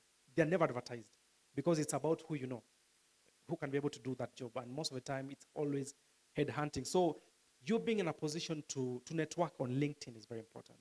Yeah. And as a graduate, don't wait for job applications. Yeah.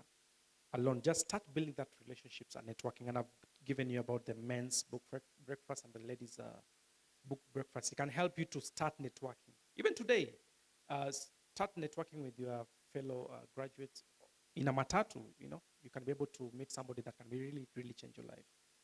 So regularly attend industry events.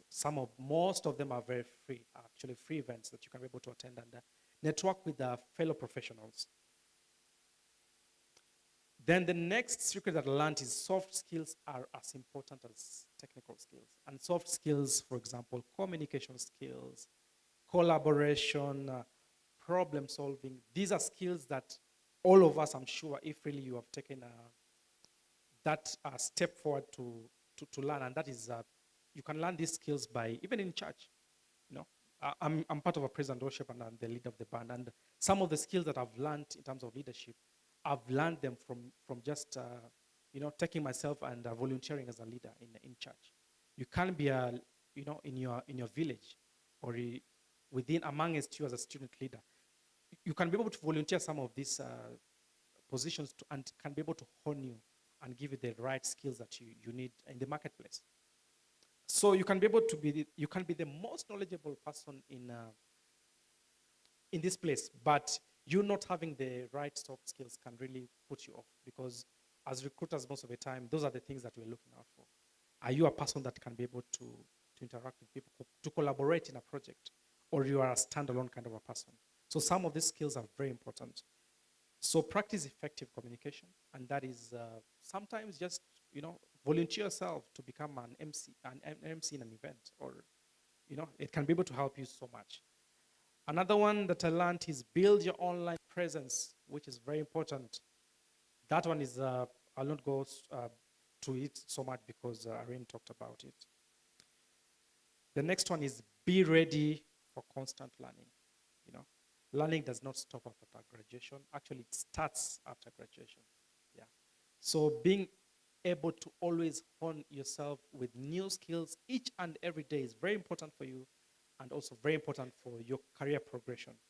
Because every 6 months, there's a new technology. Like last week, there was a launch of ChatGPT 4.0, which is very different from the rest of the AIs.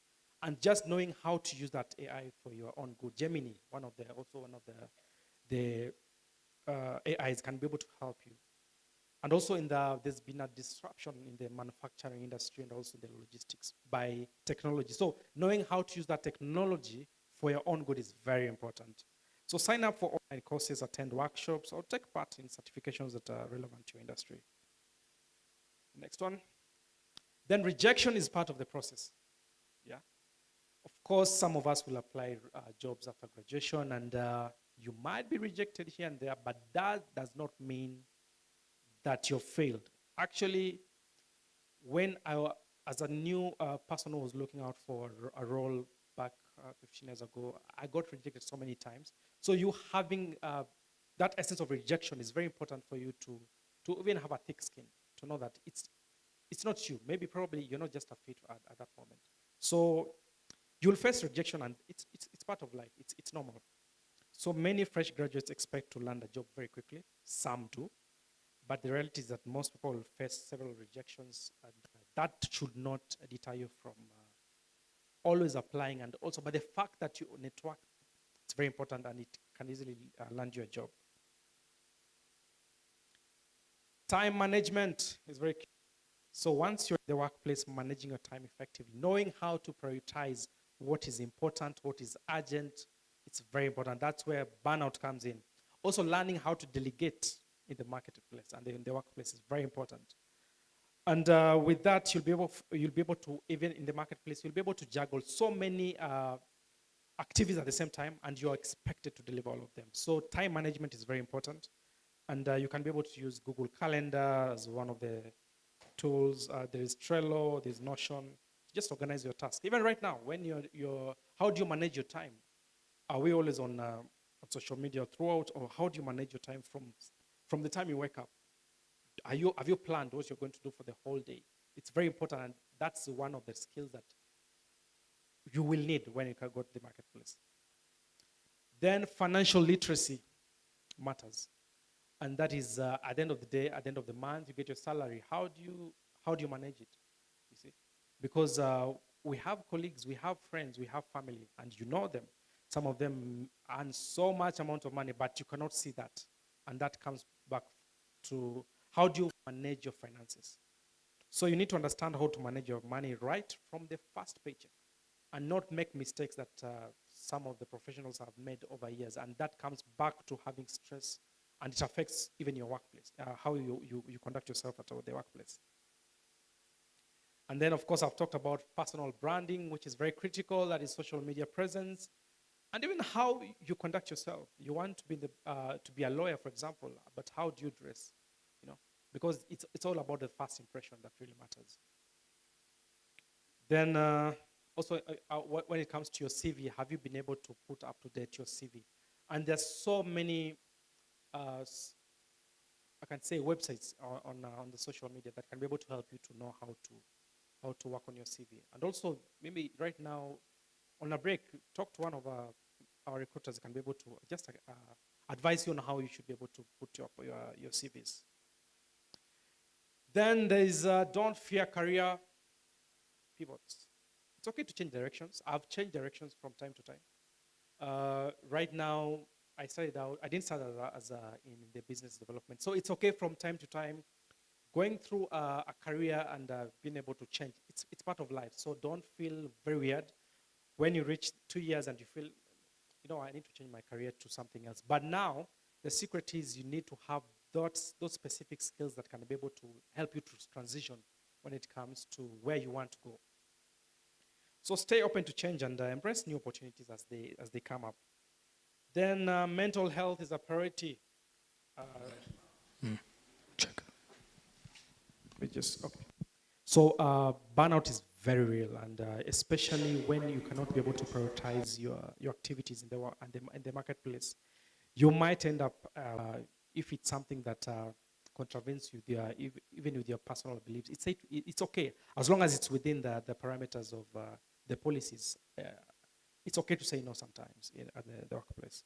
So develop a routine that allows you to have a downtime and also sometimes reflecting on how has your week been. Don't just go for the whole week and try to reflect on a weekend. How was your week like? What would you have done different? Even right now, what have you learned? And how are you going to face the next week? And planning in advance how your week is going to help you so much. So the final thought is that transitioning from campus to the corporate world can be challenging, but being aware of what I've told you can be able to help you to navigate your first step in your first job. So that was my time. Thank you so much.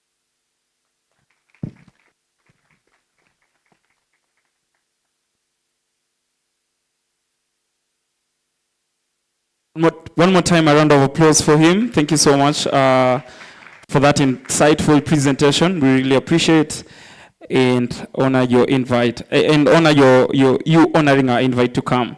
All right. So this particular juncture, I'd like to repeat the announcement I made. There's lunch for everyone. And yes, there's lunch for everyone, so please let's be patient. And now I'd like to present a couple of awards to some people.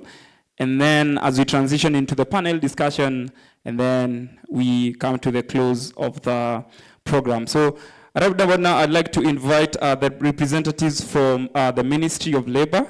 We have something for you, so if you can find your way to the stage, I'd really appreciate. So the ushers, please bring the gifts, tafadhali. The ushers. I'll need some extra ushers to help me arrange the chairs for the panel discussion. So ushers, tafadhali, please come. And representative from the ministry, please find your way to the stage. And also the education collaborative, that is Mr. Fred Rotich. We'd really appreciate you if you come on stage as well. And also Microsoft chief guest so for Wednesday, so the representatives can come as well. I need more ushers to help me get the chairs for the panel discussion. So ushers, please, kujeni. All right, and I'd like to invite the principal to come and do the honors and present their words.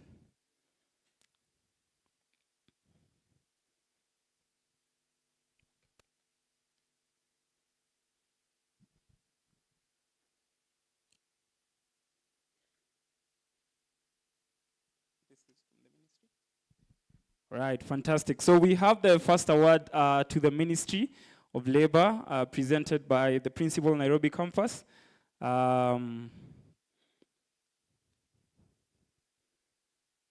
Ushers.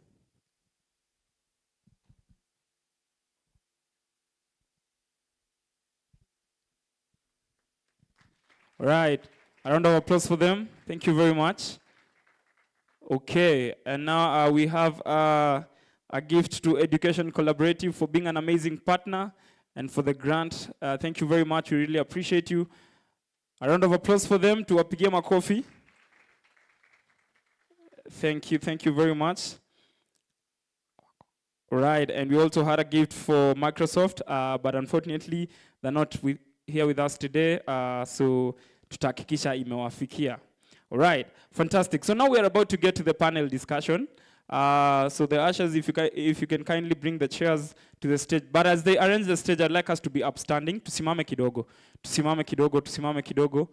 Tusimame kidogo. Tafadhali. Tusimame, kila mtu tusimame. Stretch a bit. Tusilale. We're about to get to the exciting stuff. There'll be the panel discussion, and then thereafter we're going to have interviews. We're going to have CV reviews from HR. So we're about to get to the interesting stuff. Hapo pia ndio kuna lunch. So tusimame. All right, so I want us to do something real quick as they arrange the seats and as Mr. Alex gets ready to run the panel. All right, so this is an initiative that some of you might know. Okay, so when I say one, and I want us to do this quickly. When I say one, you raise your left hand index finger. One, left hand index finger, left hand. One, left hand index finger, left. Mkono ya left. Mkono, hii ni ya kulia na hii ya kucheka. Yes, hiyo mkono ya kucheka. All right. When I say two, hii mkono yenye hujainua wekelea juu ya kidole ya your neighbor hapo. So namna this. Okay, wekelea juu ya kidole. Wekelea juu ya kidole as number 2. Okay, umewekelea. All right, so when I say 3, I want you to try to grab that finger na yako isishikwe. Sawa. Ukishika mtu nataka uniletee hapa mbele. Sawa sawa, alright. Let's roll. 1, 1, 1, 1, 1, 1. Left hand index finger. 2, 2, 2, 2, 2, 2. Nini, to relax. Tuko at number 2. 2, 2, 2, 2, 3. Si tumeelewa sasa. So now ukishika mtu niletee tafadhali. Aya, one final round. 1, 1, 1, 1, 1. 2, 2, 2, 2, 2, 2, 2, 2, 2, 2, 3. Nani ameshikwa? Nani ameshikwa? All right, fantastic. And ladies and let us have our seats. At this particular juncture, I'd like to invite Mr. Alex Mutuku, who will take it up from there. Karibu sana, Mr. Alex. We want to appreciate Joel. He's been doing a wonderful job. Pigie makofi tafadhali. Okay, thank you. It's quite a day.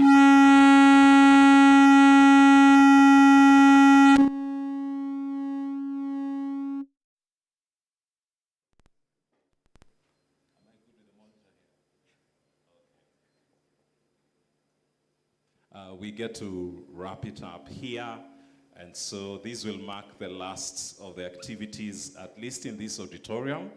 After that, just pray that the panelists will not be engaging as much. They are the ones standing between you and your lunch. You can be sure I'll only field one question to them, and as they come here, we'll get to know who they are, what they do, and I think theirs will be just a summation of thoughts on what we've been talking about this week with the career fair with us right here under the main campus in the River. My name is Alex Mutuku. I serve in the corporate affairs unit of this university. To our first attendant, and I'll be introducing them, and then the assumed stage, we have CHRP Sharon Muhoro. I think Sharon has weathered the better part of this week. She comes in her own capacity, serving as the acting Assistant Director of Human Resources and Administration at the ICT Authority. Let's appreciate this wonderful lady as she assumes stage. And she's also coming because of the support by the Institute of Human Resource. And one thing that is critical for us as we go out to the world of work, it's good to always be under an umbrella movement, a professional movement on which we ascribe allegiance to. And thank you, Sharon, for that. After Sharon, there's Lucy. I'd seen Lucy. I don't know whether she's still with us here. Lucy Kariuki is HR generalist and an operational specialist. And Lucy has been helping set up HR departments in startups, but also in establishments that don't have such. You would want to know that HR has grown. Probably Gen Zs don't know. When my mother was still in active service, HR was called personnel, right? Those who know personnel. And personnel was serious stuff. I can't see Lucy, but I think she'll be joining us. Next is Mr. Brian Langat from the monitoring. He's a monitoring and evaluation and the impact manager for the Kenya Private Sector Alliance. Let's appreciate Bwana Langat as he assumes stage. And thank you, sir, for coming and being part of us. Edna Semiti. Edna, where is Edna? She's right here. Edna's blood group is Daystar. And so we're so glad to have Edna. She's a founder and team leader at Zindua Career. And we want to appreciate Edna the more. She's been here since day one. And what a joy it is for Edna to be here. Mr. Wilson Kuna. Wilson comes to us from the Royal Media Services. He's a learning and development manager at Royal Media Services. And thank you, Wilson. I think this is the second time Wilson is coming to us. And we appreciate the pipeline of opportunities that Royal Media continues to offer our Daystar graduates. Jane Kamau, the Director, Industrial Training and Skills Management at NITA. While we are talking of NITA, NITA is both a person and an organization. So she's coming from the organization, but our career, student placement and international relations officer is called Nita Kihiro. So Jane is coming from the organization that is Nita.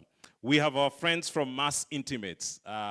That gentleman, I've struggled to pronounce that name. He will get an opportunity to tell me the name, to tell us the name, and you'll realize it's a tongue twister to many of us, so I dare not go that direction. But let's appreciate our wonderful friends from Mass Intimates and the great job they are doing. Great. Asante sana. I've already made intros, so I begin with Sharon. Sharon, fresh from campus, where do I start in the world of work?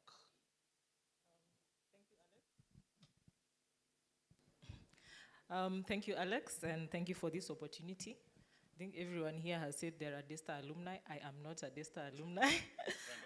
I am a friend of Daystar. I'm an alumni of Kenyatta University.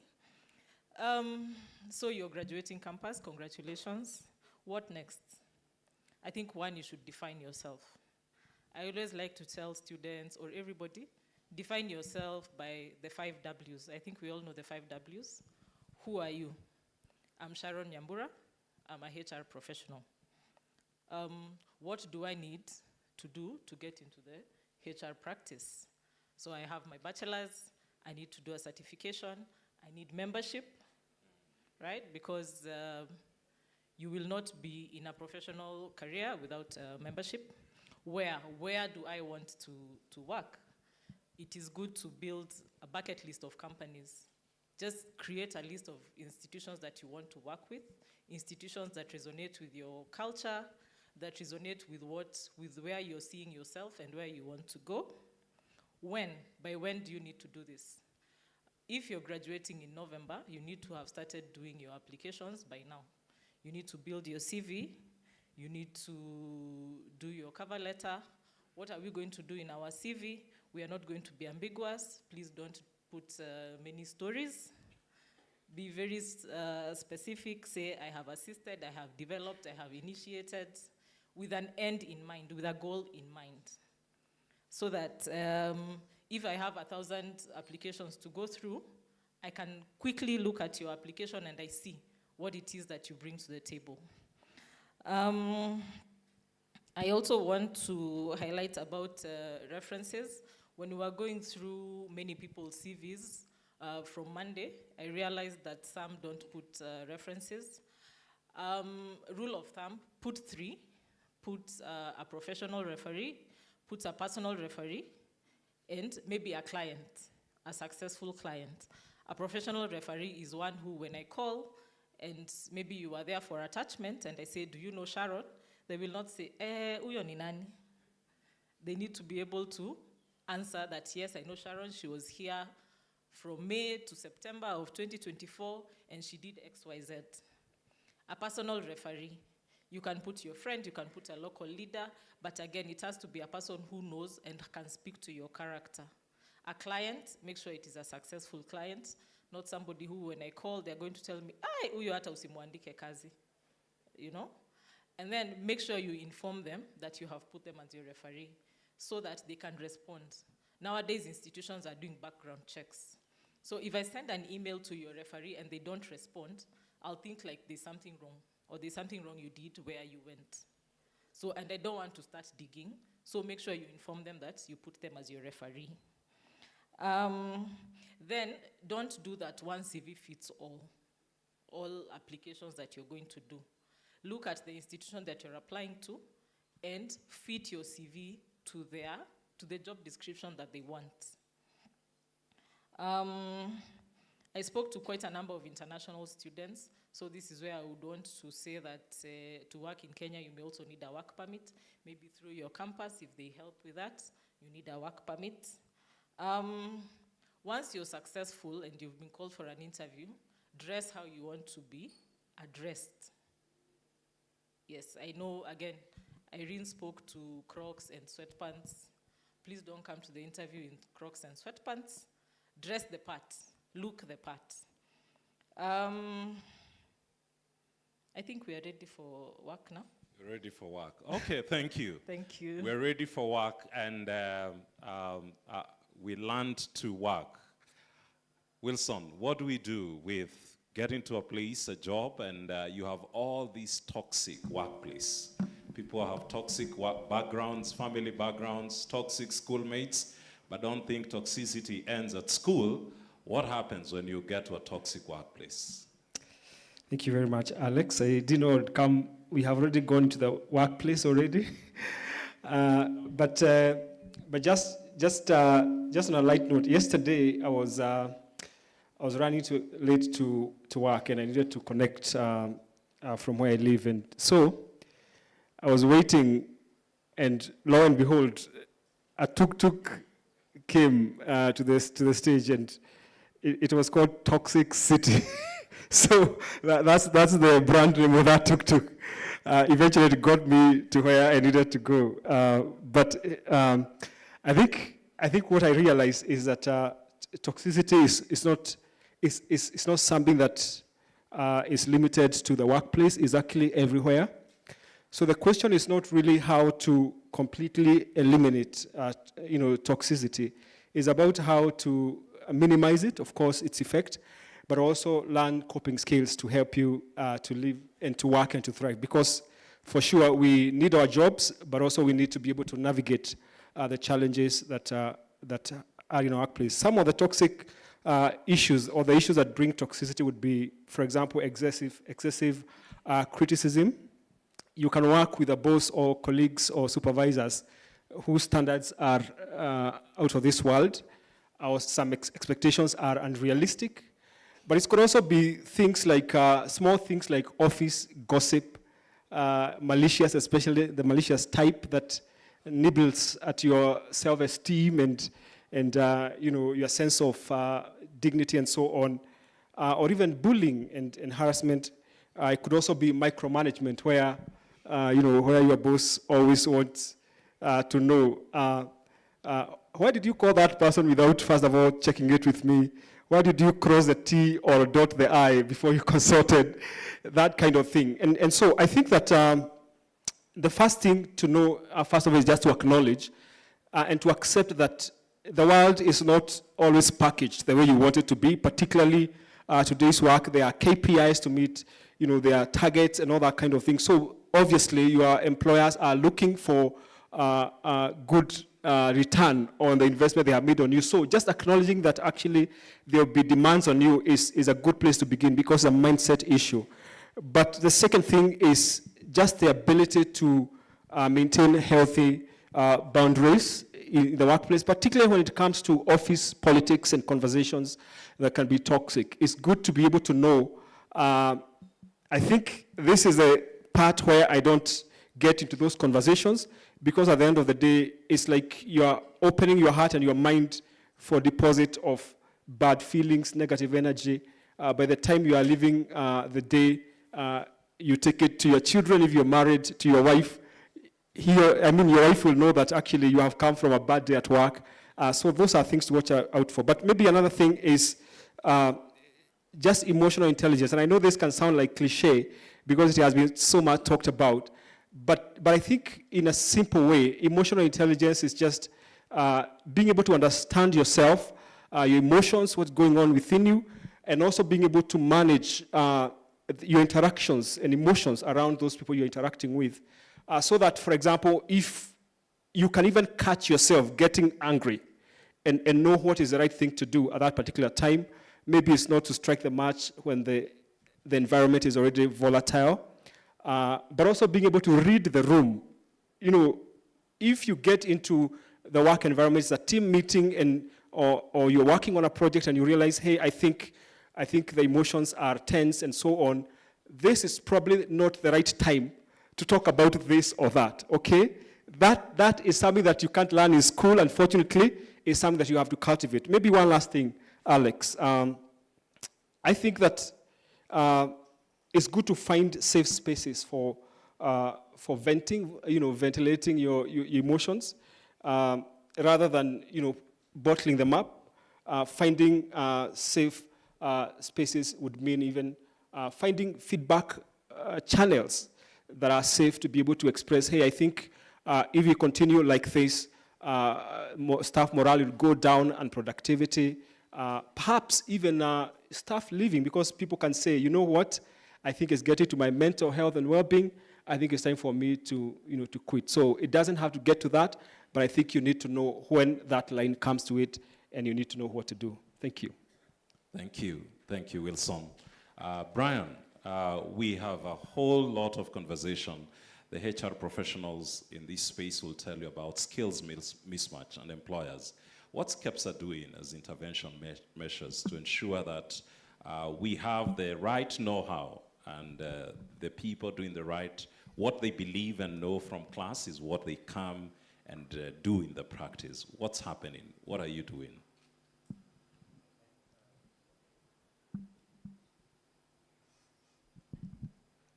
Thank you, Alex. I think skills mismatches is one of the songs that have been sung by many speakers that have spoken before us.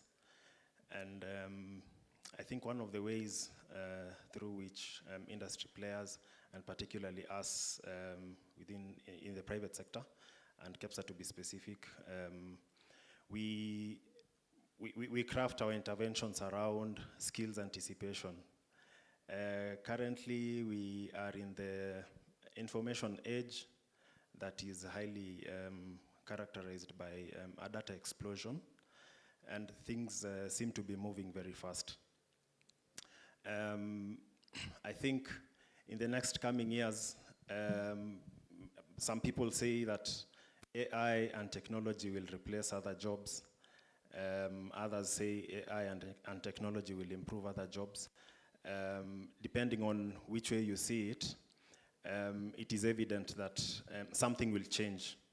And the World Economic Forum says that it projects that by 2027, 23% of the world jobs will change, that there'll be an introduction of close to 69 million roles. So coming back to our approach, I said that I think it is about time that we embrace skills anticipation. What do we foresee as skills for the future? Right now, we can't have any discussion about jobs without talking about technology. We can't have any discussion about jobs without talking about climate change. For instance, at the moment we are in a time where green jobs are beginning to. I mean, green jobs will be a thing in future. The government will tell you that even most of the development partners who provide funds for various interventions currently have KPIs on green investments that government needs to put in place. And part of what we should anticipate is that even at the moment, we have a skill gap. When we talk about carbon accounting, when we talk about carbon financing, that is already a skill gap that we should start addressing. As industry players and academia, we should continuously engage in conversations to try and project what kind of skills the future may demand, so that we can begin crafting our curriculums around such skill sets. Yeah, thank you. Thank you, Brian. Skills anticipation, and we build it up at that. Jane from NITA, the ministry in which your parastatal serves is developing something by the name of the National Skill Inventory. What is this, and where are we headed with it as a country? What is it that we want to achieve with the National Skill Inventory? Thank you. Correction, my name is Lucy, not Lucy, I'm representing sorry, Jane. sorry. Picking from where Brian has ended, we do not seem to have the right information collected probably in a central place that speaks to the skills requirements of the country. And education and training has many players. Majority of them being under the Ministry of Education, but I think every ministry has players that support education and training. So when it comes to speaking about what the country has in terms of skilled manpower, there is no one-stop shop that would be able to provide that kind of an information. And that is why the Ministry of Labor, anything, once the students have left the universities, it now becomes a labor issue. And I think that's why it's domiciled in the Ministry of Labor. Together with the fact that the Ministry of Labor is the custodian of the Kenya Labor Market Information System, that would be able to support in terms of the requirements vis-a-vis to support persons who are in training and education. So without doing a skills survey, so to speak, to be able to understand what is in the country, then even the anticipated skills, so we have no baseline, so to speak, so then where do we go after that? So I think that's how the ministry comes in, to first establish what is available, supported by what is now known as a recognition of prior learning. The informal sector, which holds most of the jobs in this country and runs the economy, seems to have been forgotten because of its nature of being informal. And a lot of skills are available in the informal sector that are not being taught formally and that probably are also not known. So the recognition of prior learning assessment is looking at assessing persons who possess skills that have been learned non-formally or informally, to bring them to a place where they can be mapped on the Kenya National Qualification Framework in terms of understanding skills available in the country. Because sometimes we say that the issue of skills match, and the issue is not the match, is us not being aware that these skills are available in the country. So if we can establish a depository where an inventory has been done, so we know we are at point A, and now with the skills anticipation, we plan to move to point B, C, D, then I think we'll be in a better place as a nation. And then that supports players in education and training, because an organization probably like Daystar would now know what jobs will be phased out in the future, and where is the future of work going to, so that they can also lean to that and then speak to curriculum development that is informed by the industry needs. The curriculum is supposed to be responsive to industry needs. It's not just an end in itself. So if we know what we have, we know where we want to go, then it's very easy for us to plan the how to get there in terms of ensuring that we have skilled manpower that is suitable for local as well as the global market. Wow, thank you, Lucy. What a proactiveness by government to develop such a repository. Chinthana, I mentioned it right? You're correct. Oh, thank you, thank you. From Mass Intimates. Would you want to tell us about Mass Intimates and what you're doing, especially with your training schools around Kenya? What is it you're achieving? Thanks, Alex, and thank you very much for pronouncing my name correctly. Chinthana correctly. It's a very hard name for many people. Yeah, MAS, actually it's MAS. Those are the initials of three chairmen, Mahesh, Ajay, and Sherad. So MAS. So we are an apparel manufacturer. We are the leading apparel manufacturer in South Asia. So we are catering to Victoria's Secret, Nike, Tommy Hilfiger, Calvin Klein's, like the top-notch brands in the world. Especially our markets are towards North America and the Europe. So it's the first venture we have in Africa. On top of the 17 other countries we are existing as of now. So mainly we were manufacturing based was in East Asia and Asia, and now we have moved to Africa. It's the first venture in Kenya after doing so much of research throughout Africa. So now we have established in Africa, in Kenya in 2020, so 4.5 years ago. And right now we are based at Athi River, where we have 4,000 employees within just 4.5 years time. And right now we are expanding further. Right now in Kenya, we are producing for Calvin Klein's and Tommy Hilfiger. So to come to your question, Alex, the training, so I think it's a base of any organization, because like many of the panelists mentioned, skill requirement is being evolved very fast, because IT is being introduced, AI is being introduced, a lot of new technologies are introduced, and more than that, the customer demands gets higher. Earlier, when the day they made the order for set of garments to now, the time period or duration has gone down drastically. Like early it was like 250 days. Right now it's 60 days. So in order to achieve that requirements, to keep the pace with the requirement, we need to make sure that our training and development part is in par. So in that case, we have a special mechanism called a skill matrix. So that is the skill matrix what we're using. So every department, we have identified what are the skill requirements for each job role. Then every 6 months, we do evaluate all employees, where do they stand. Then based on that, using the skill matrix, we make sure those people are given IDPs. IDPs mean individual development plans. So from that, we make sure our skill levels are par with the requirements. So that's the main thing. And also on top of that, because we have set of solving operators, they are directly coming non-skilled employees, unlike graduates we get from here. So for them, they know nothing.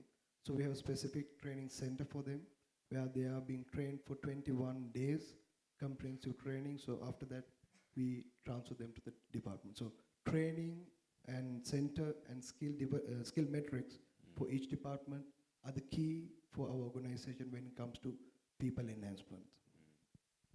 Wow, what a role in upskilling.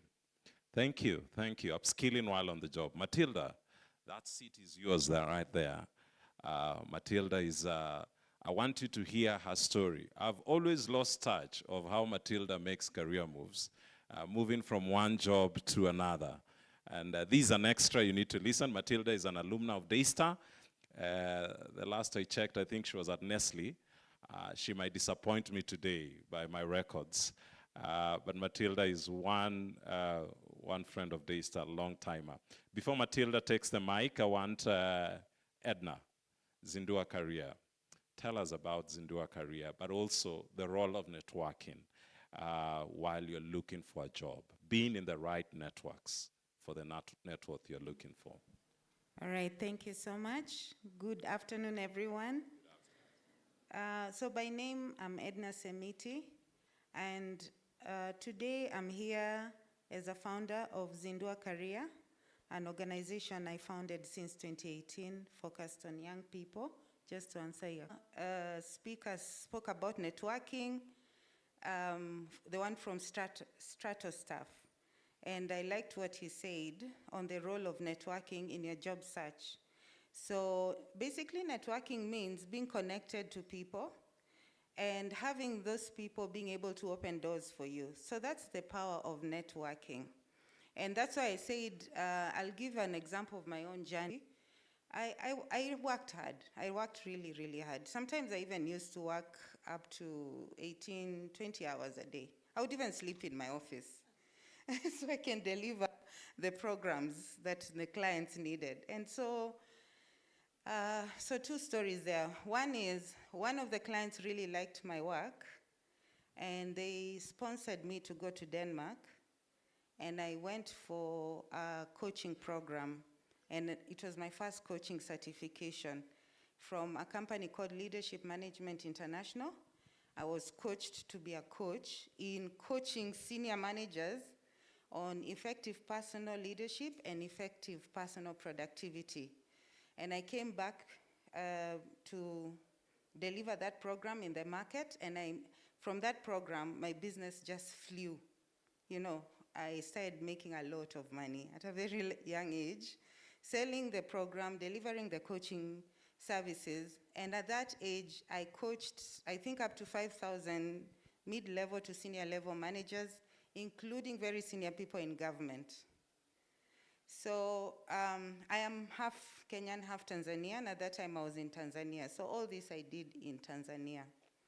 So that is one power of networking story.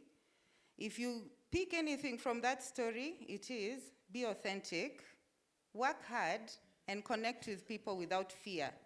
I know myself, I can do it all by myself. Just understand that it's those people that, where you're knocking, it's people. You're going to deal with people. So the more you're able to learn how to connect with people, how to speak to people. The gentleman here spoke about emotional intelligence. One of the topics I cover is emotional intelligence. And in emotional intelligence, you're taught to understand your emotions. How is this situation affecting your emotions? and then learn how to regulate those emotions. So if your emotions are driving you to run away, or they're driving you to become violent, or they're driving you to do something that is self-sabotaging, then you get into the self-regulation mode. So you have to learn that too. And guess who teaches you? People. Still, people will teach you how to self-regulate, okay? So you do need to how to connect with people and get the best out of connections with people. There is the subject of social awareness, just understanding. Like in this same room right here, you've had so many things from different people. If we are told, now break out, go for lunch. Who are you going to approach so that you can achieve your goal? That is social awareness. By listening to me, you understand where my needs are. When you come and talk to me in the area of my need, because that is social awareness. And then building some emotional intelligence skills, like being an active listener, empathy, just understanding how people feel and what needs to be done because of how they're feeling. Interpersonal relationships, understanding personalities, connecting with people like that. So networking is all about understanding with people, and I've focused on introverts because I want introverts to be able to win in the area of networking. And even extroverts, it's not an issue, it's just leveraging on your strength and making sure you're getting the best out of it. The second story I have is how I ended up joining the HR fraternity from being a communications major. And again, it was an area where I was delivering a team building course to senior managers, and it was a 1-week team building course of one of my clients, and they were asking very difficult questions. I was there with my team.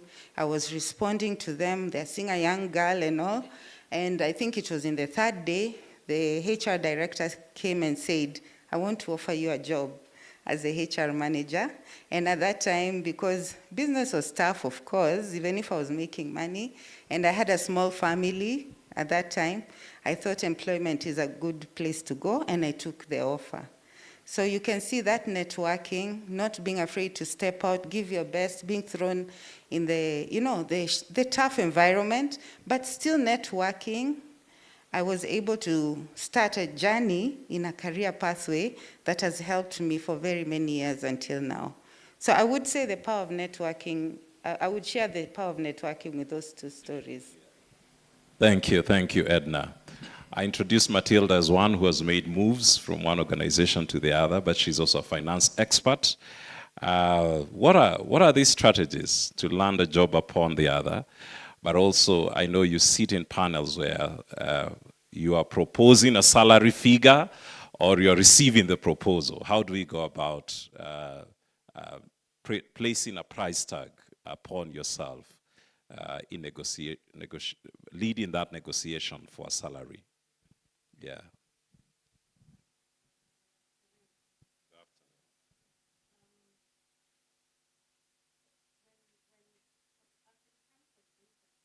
And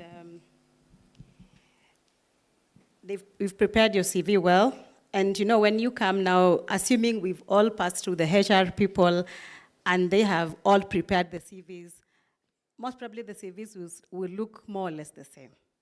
And when you sit in that panel, usually you'll find the HR manager or the HR people, and then there's what we call the hiring manager. The hiring manager now is the person who is recruiting. Like in a company, you'll find there are different departments. So HR supports all the departments. So if you're in IT, you'll find an IT manager. If you're in finance, you'll find a finance manager. If you're in whichever role you're looking for, there'll be the hiring manager. This manager actually is the person who knows what they are looking for beyond the CV. So number one, when you get there, maybe even before you get to the salary negotiation and all, they usually say, and the HR people will tell you, you're judged. There are some things we will not tell you, but we will judge you when you walk in, usually. So once you walk in, the how have you walked in? How are you presenting yourself? How are you talking? How are you able to express yourself? So as the CV gave you that first chance for you to be able to come to the panel. But once you get there, because remember, maybe we are hiring only one position, and all of you are qualified, you all have degrees, it is the same degree, what sets you apart? So you need to have something that sets you apart. So number one is, how do you present yourself? Confidence. Be confident of what you are and confident of what you're bringing on the table. Maybe at this level, you could be feeling, yeah, it's an entry level, yes, but you see the employer is looking to meet a need. Edna said, speak to my need. When you come there, I'm looking at what solution are you bringing on the table? What am I really looking for? So when you come there, you have gone through the job description, you have looked at what is the employer looking for.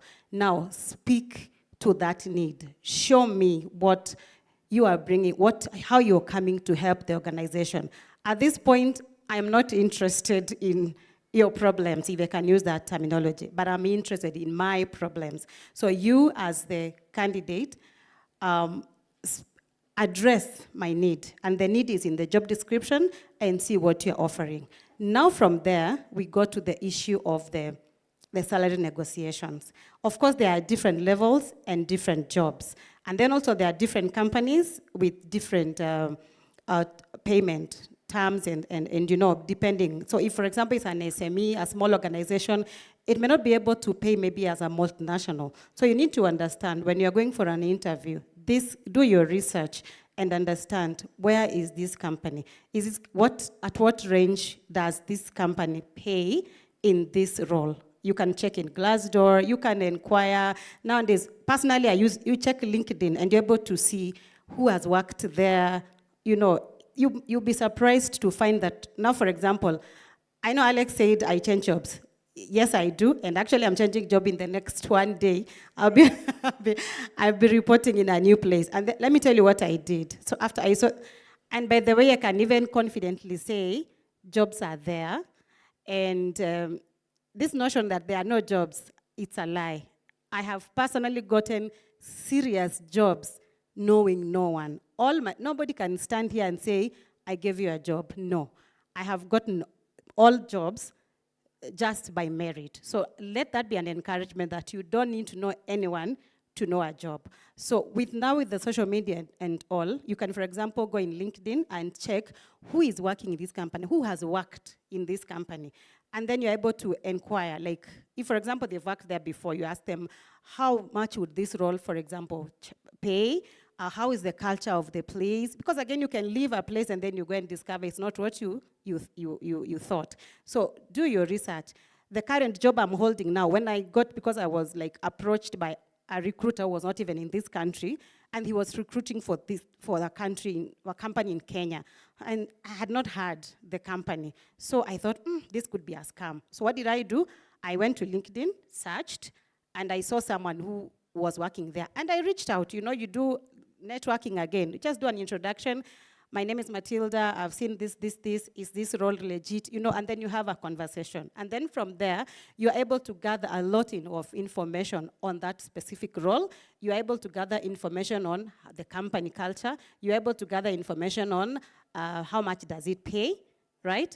And then once you have that basic information and you have come to the interview panel and you have spoken to their need, and they are confident that they feel that you are the person you're looking for. Honestly speaking, as a person who has employed, if you're the person we are looking for, most companies are willing to pay for it, unless it is really like a huge gap. And since you have done your research, you'll be able to quote, you know, a reasonable range. So for example, if you can't, so let's say for example, a job is paying, it's paying 20K and you ask for 200K, of course that will be a big range. But if you've done your research, you'll be able to know this job is ranging here. And then by the value proposition you have given, then you are able to, the employer is willing to negotiate. And I can also tell you that employers are, when you go to the interview, for me this is what I say, when I go to an interview, I am coming as, I have something to bring on the table. It's not that the employer is helping me. Sometimes don't go to an interview feeling defeated, feeling that, oh, yeah, I'm desperate for a job. No, go there knowing that guys, you have an issue, and I'm the one to sort you out. And I come at this price. Of course, we get there with time, but then if you're meeting a need, and the employer, for example, at this, when you're joining now as an entry level, and the employer needs to see that you're willing to learn, you're willing to grow in the company, and the employer will invest in you the moment they see that you have the potential. So at the entry level, show the employer that you have potential, you're willing to learn, and the employer will hold your hand, and then they will mold you as you grow. That would be my contribution. Wow, thank you, Matilda. All the best as you report for the new on assignment. Thank you, thank you. Would you want to appreciate this wonderful team? I will not give you an opportunity to say your last words. We'll be meeting you after lunch in your different booths. You can give us many words. It needs not to be the last one. And so let's appreciate them as they exit the stage. And thank you for coming. Thank you for your partnership. Thank you for identifying with us. And we pray that in the coming years we'll do this more. I want to leave us now in the careful hands of my colleague, Joel Mumo.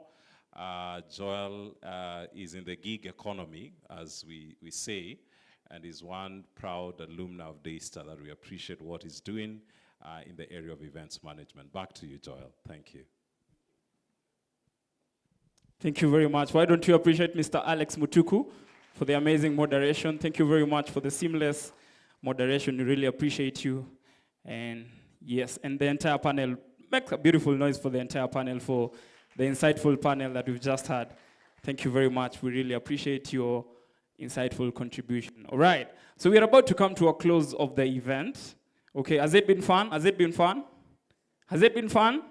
Has it been engaging? Has it been insightful? Have you learned something? All right, fantastic, fantastic. So we're about to come to the very end of the event, and immediately thereafter we'll have lunch.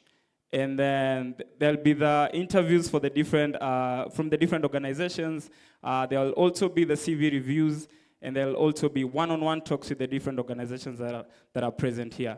All right, so at this particular time, I'd like to invite the placement officer who is responsible for organizing the entire thing, and this is none other than Madam Nita Kihiro. Why don't we make a round of applause for Madam Nita Kihiro as she comes on stage, and thereafter, I will give my sign out. Wow, you look great from here. Am I smiling? They say when you smile, you get the smile back. Can I get those smiles? Thank you, thank you. Some of them are very beautiful. Most of them, actually. Thank you so much. With my committee, I don't know whether I have any person from the graduating committee right now here, or from DUSA. Anyone from DUSA? Thank you, thank you. We cannot do it. There's nothing we can do without God. So thank you so much. I may not have a structured vote of thanks, but I am so grateful that we all came, and the students, you came to learn, the graduating students, the graduates, the graduates, and many others from different institutions who came. Now, my name is Nita Kihiro.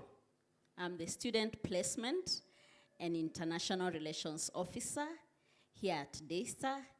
I have an office in Nairobi campus in the first administration block, and I have an office in the main campus where I operate there 3 days a week and 2 days a week here. Please visit our office. Get to know what we do, which can support you in your search for internship, attachment, and in the seamless transition to the marketplace. We want you to transit to the corporate world without hitches. Madam Matilda has already alluded that there are jobs. Jobs are there. but it is our confidence in that interview that determines whether we will get it or not. So go there confidently. One person told me something that transformed my life, that when you are called for an interview, all of you, all the people who have been called for an interview, you are equally qualified for that job. So it's how you present yourself in that interview that matters. And I can see MS director is nodding to say yes. It's how you present yourself, how you sell yourself. Do you have an elevator pitch? How do you introduce yourself when you get there? There is that first question, or one of the questions, the open question that you are asked. Tell us about yourself. Now that is where you market yourself. Let them buy you to come and work for them. So thank you so much. Joel Mumo, we have mentored him through these career fairs. The first time he was an MC for the career fair, Royal Media, they snatched him. Royal Media took him for an internship and is getting very far. I can perceive this. May the Lord make it happen for you. Thank you so much. And for all of us, thank you so much. Thank you so much. Let us appreciate Madam Nita Kihiro with a round of applause. All right, thank you very much for that. We really appreciate you for organizing the entire career fair. All right, so we're coming to the very end of our program. Like I had mentioned, after this, we're going for lunch. And then, uko kwa tents, kutakuwa na the interviews, the CV reviews, the one-on-one talks with the different organizations. And so make good use of it. And I'm sure you'll be helped. Some of you will get jobs. Some of you will get jobs next year through what you'll have learned today, the advice you'll get. So make great use of it. All right. So why don't we be upstanding to simame? To simame. All right. So did I do a good job? Did I do a good job? That is my CV for the next gig. Like Alex had mentioned, I'm in the gig economy. I run an events company, which is called Mush Events Limited. We offer anything to do with events. Sound, MC, DJ, team building. So for those Ndia parties, those weddings, muniite tafadhali. Sawa sawa. And I can see different organizations here. Ndia parties zenu nisikose. Thank you very much. We're coming to the close of this. And I'd like someone to volunteer to conclude with a word of prayer. Someone, a volunteer. Preferably, yes, please come, please come. Let us appreciate her as she comes. And the organizations, if she comes to your booth, please, mpe first priority. Tafadhali, ame volunteer kuomba. So let's pray. Father, in the name of Jesus, we want to thank you, King of Glory.